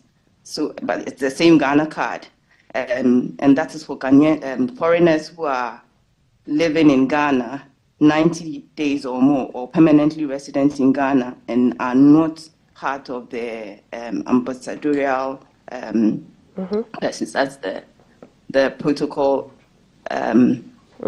officers. Yes. Okay. What's the purpose of the International ID Day, and how is NIA marking it? So why International ID Day is a day set aside to raise awareness about the important role of the identities of persons or individuals in various countries, especially as we are talking in Ghana of Ghanaians. The key thing is that International Day is established by ID for Africa movement, which has been running since 2014. And they are out there to make sure that all persons have the right to be visible, as is the theme for this year's celebration. Basically, it's also to promote the SDG, Sustainable Development Goal 16.9. Interestingly, today is the 16th 2024. That is 16th September 2024. So this day, they've set aside to always commemorate the need for legal identities for citizens in all countries. Currently, there are about 48 countries that are part of the ID for Africa movement, and we have representatives from National Identification Authority and a few other institutions across the country who are into identity management of some sort as part of the movement. And so this ties very well into the SDGs. What are the achievements that have been chalked by, let's zero it down to NIA, after launching the Ghana card and having it at this particular time? What does it do? So the achievements are vast. Obviously, we want everybody to have an identity. And that is why we've gone all out to make sure that we've registered over 18 million persons of 15 years and above. Currently, we have the ongoing registration of children at birth. There's also a pilot for the registration of children between the ages of 6 to 14 years. So we are reaching out to the entire population. There are other programs that we have in place. Right. Then there's also the need for us to all understand that we need to, in this digital age, we need to transition to digital identity. You have your card, you have your biometrics, and you have the details of you. You and I can never be lost if we have our Ghana cards. Okay. And that's what the whole objective of this program is. These are like two of the key things that we have achieved with the registration of people and the need for a legal identity. Awesome. How can we reach the NIA if we need more clarification in order to get an ID card? Okay, so obviously we are on Facebook, we are on Instagram, we are on LinkedIn.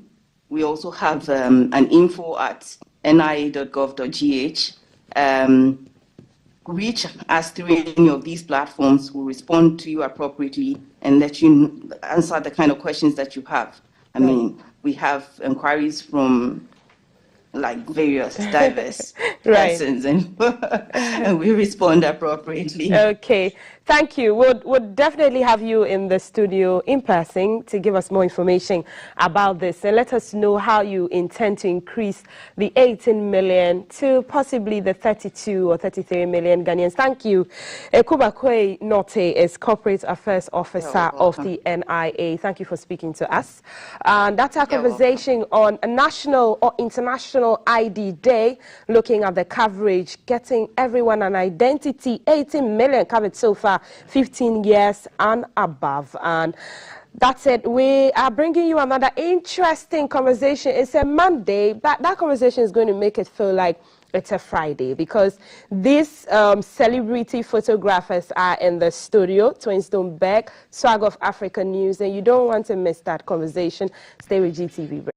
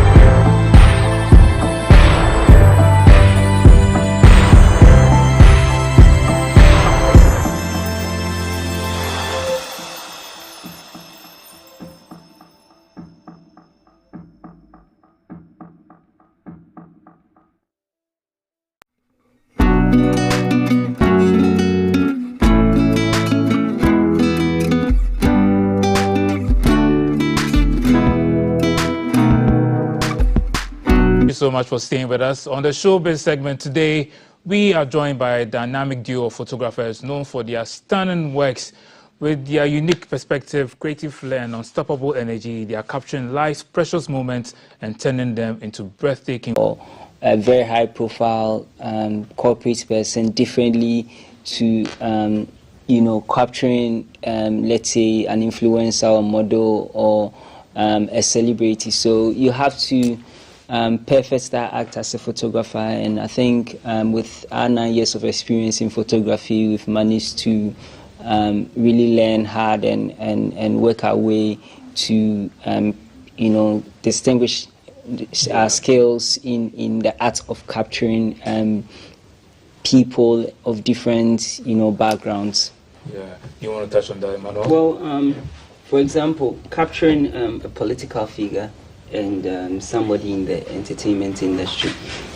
Sometimes you look at the angles, you look at the position, you look at the gestures, especially when they are giving a speech, their social media, you don't take so much of a close-up, or you don't take fashion kind of picture. When so influential and also fashion kind of picture. When so influential and also portraying a very good message to the people that listen and watch them. So that's the difference. There's a very thin line, very, very thin line you have to draw. The way you describe it, is it as easy as it sounds? Well, it's not easy, because once you miss a shot, you've missed a very big part of the story that you are telling. And that's why you always have to be attentive, especially if you are working with a high person, like, for example, the second lady of Ghana. You have to always be attentive. You have to read her. You know that once you go for an event, she's supposed to do this and that and that. So you need to always look at her movement and capture it in that sense. So you've been doing this for 9 years now? Yeah, for 9 years. You started in 2015. 2015 professionally. Yeah, professionally. Is that what you studied in school? No. So we graduated. What did you graduate with? We graduated from KNUST, and I majored in post-harvest technology. That is a specialization in agriculture. And I did landscape architecture. So how did that land you in photography? Well, while we were in school on campus, I remember during our first year, we used to love showbiz and entertainment. I remember our first major interview was on GTV. Oh, really? Yeah, 2010, right? Oh, really? 2010. Do you remember who interviewed you? I think it was... It was Valerie? Yeah, it was Valerie. Oh, my goodness. Yeah, I should be missing you this morning. We came here as musicians. You came here as musicians? Yeah. You're musicians as well? Yeah, I mean, that's how we started this whole dream. Are your music videos on YouTube? I'm going to look for it. No, we never shot a music video, but we have few singles out there on social media. Some hiding somewhere. Hiding somewhere. Like the way you have it, now you are portraying the photography. Exactly. And you have put the music. So yeah, I mean, from that time throughout campus, we were very influential in the field of events, showbiz, creative. We're actually really quite creative when we're on campus, and I think that led us to different spaces. And when we were almost done with uni, because we love to be in the creative sector, we found ourselves in as being part of an international production that was happening in Ghana, which was shot in Koforidua for almost 2 months, and that is where we learned cinematography and we fell in love with photography and cameras and all that. What project was that? The title of the project was Cursed Ones. Oh, Cursed Ones. Cursed Ones. And it featured Nana Ubri-Yeboah. Oh, okay. And it featured the likes of Amake Abebese, Ramabriu, David Donto, and also international acclaimed actors like Jimmy Jean Lewis, Ori Serrero, that's the black guy who was in Simba. That's one of the major roles. And the interesting thing is that we were PAs to the director and producer. Oh, wow. And during the whole production, we were serving most of these people, we're giving them coffee, we're making sure that they were very comfortable. And the money we raised from the production, we used it to buy the camera, but that's our first camera. And that money wasn't enough to buy the camera. And it was Oris Herrero who bought or who added money to get us our first camera. This in the future. Yeah. And up till now we stay in touch. We hang out sometimes when we're in London or in the States. Probably where we find ourselves, we still stay in touch, and we're working on probably doing some few projects together. Yeah. So before you started officially 2015, you were still doing something behind. We're doing back on campus. Exactly, and all that. We're doing. Now, earlier you mentioned how you have to create that demarcation between treating celebrities like models, high-profile clients, and all that. But you are twins who do the same thing. How do you combine your unique perspectives on perhaps each subject and then approach each job? I mean, I think from childhood we've been interested in the same thing, and we've had the same level including the same woman. Yeah, we have the same taste. Isn't that dangerous? No, it's not. You know what? That's a conversation. Exactly, Go ahead. Well, so we've actually been, quite on the intelligence level. We've been the same on in terms of even what we like and what we do. So we've actually been on that same level. So when and we've always done the same things together, and that is the power of being a twin. And when we actually fell in love with photography, we practiced together. We did the same thing. So we actually trained each other to fit in every scenario or every field or every aspect of photography. So that if I'm there and he's not there, I'm able to do the same level of work, and you can't even distinguish between each other's pictures, whether it was taken by him or was taken by me. Oh, okay. I'll be asking you about Song of Africa very soon. But you must admit, in terms of technology, it's like we have come really far when it comes to photography, and the trends keep changing. How do you stay ahead of the curve? First of all, you need to be updated with your equipment, because you're as good as your equipment as a photographer. Okay. So you can't be using the cameras that we had or we used to see during like 10 or 15 years ago. You always need to update your equipment. What is the latest technology in photography? And photography is a very expensive business. It is expensive. So what we do is that we always try to invest into our business, especially like you keep on making money, but you always have to also. When you say it's a cost, like give us a ballpark figure. How much? Well, will it take? For example, we are Canon shooters. Okay. We always shoot with Canon, and we've been addicted to Canon 5D Mark IV.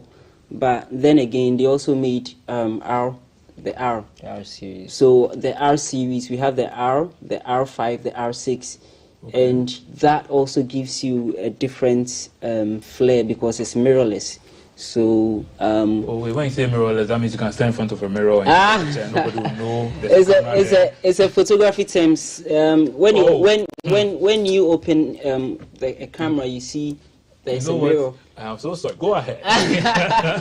Okay, so it's a mirrorless. So that means that if you are shooting a non-mirrorless camera, it gives you a certain quality. But once you upgrade to a mirrorless too, you are able to shoot at low light, especially in the evenings or during places where it's very dark. So once you keep on updating your cameras and your equipment, you also keep on updating the quality of your work. And also softwares. You also have to update yourself with the current softwares, especially. And most of the times, right now, the way technology is, you always have to purchase most of these softwares too as well. Yeah. So it's a very expensive. You can't go and pirate it or do a bootleg. We used to, but now it's very difficult to. I mean, if you use a pirated version of, let's say, Photoshop, and you travel outside Ghana, the moment you connect to the internet, it will shut down.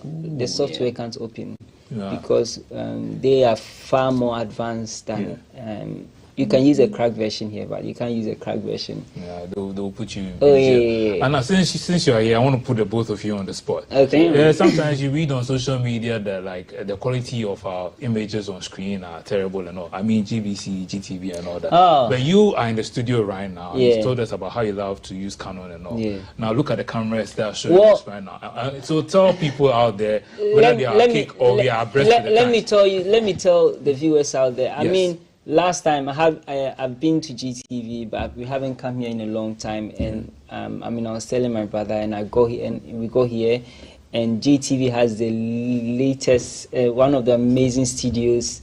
The equipment here, it's got state of the art. I've been to BBC, been to a lot of international studios all over the world, and GTV's got the same level of cameras and state-of-the-art equipment.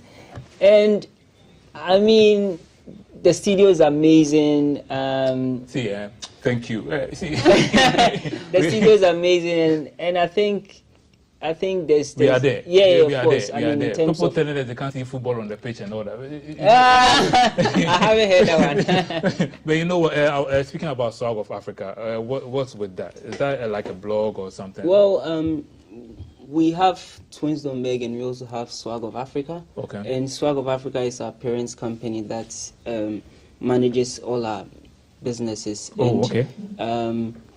We've registered our company, that's the Twins Don't Beg, and everything under Swag of Africa business, and that's what we formally use it for our business. But we also have a blog, which is Swag of Africa News, where we propagate positive, amazing stories about Africa.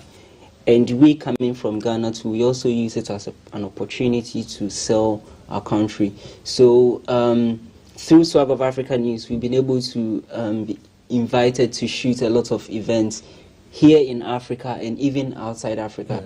Recently, we had the advantage or the opportunity to shoot the Olympics. Oh, really? In Paris. In Paris. Okay. Yeah, so we're also part of the media companies that were invited to shoot the Olympics. Did you meet the Paralympic team that has gone there? So we have a very big team. Yeah. It's not just the two of us. We have photographers, we have videographers, and we're also training young people also to take our seats. So we sent two of our team members to the Olympics. I hear one of our interns called X-Ray. Yeah. So right now he's in Paris right now. Oh, really? Yeah, he's in Paris. Oh, X-Ray. So I'm coming there. The other one that went with him to Paris is in South Africa, also shooting an event right now. Okay, so if you're explaining Swag of Africa, and I believe at this point everybody is wondering, Twins Don't Beg. Yep, that's why, the two of us. Yes, why? It's the two of you, but why that moniker? Why choose that name? Did you go and ask for something and the person was bragging about it in town and then, I want to hear it.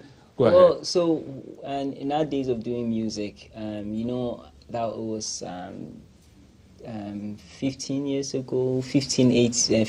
ago, and as young guys, we graduated from senior high school and we had the urge of doing music. So we had moved to Tema to where we were staying with our big sister, and we started pursuing music, and we did our first few demos, and we did one with D-Crime. Okay. We did another song with Yalsiki, and we started promoting it, and we went to see a few producers. That time it was more like on a disc. Yeah, so you actually bend the song on it, then you take it to people to listen. Yeah, exactly, people to listen and all that. And we approached one guy who was a producer.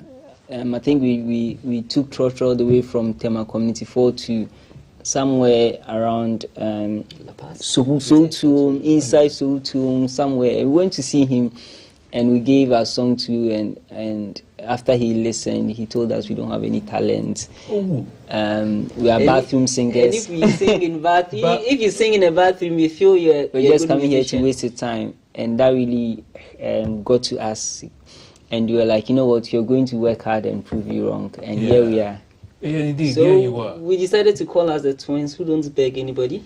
Yeah. And we're going to work hard to prove everybody that we actually that's Winstonberg. Well, I'm certain you've come across a number of challenges like that. But which one is one memorable one which challenged you guys creatively, and then how did you overcome it?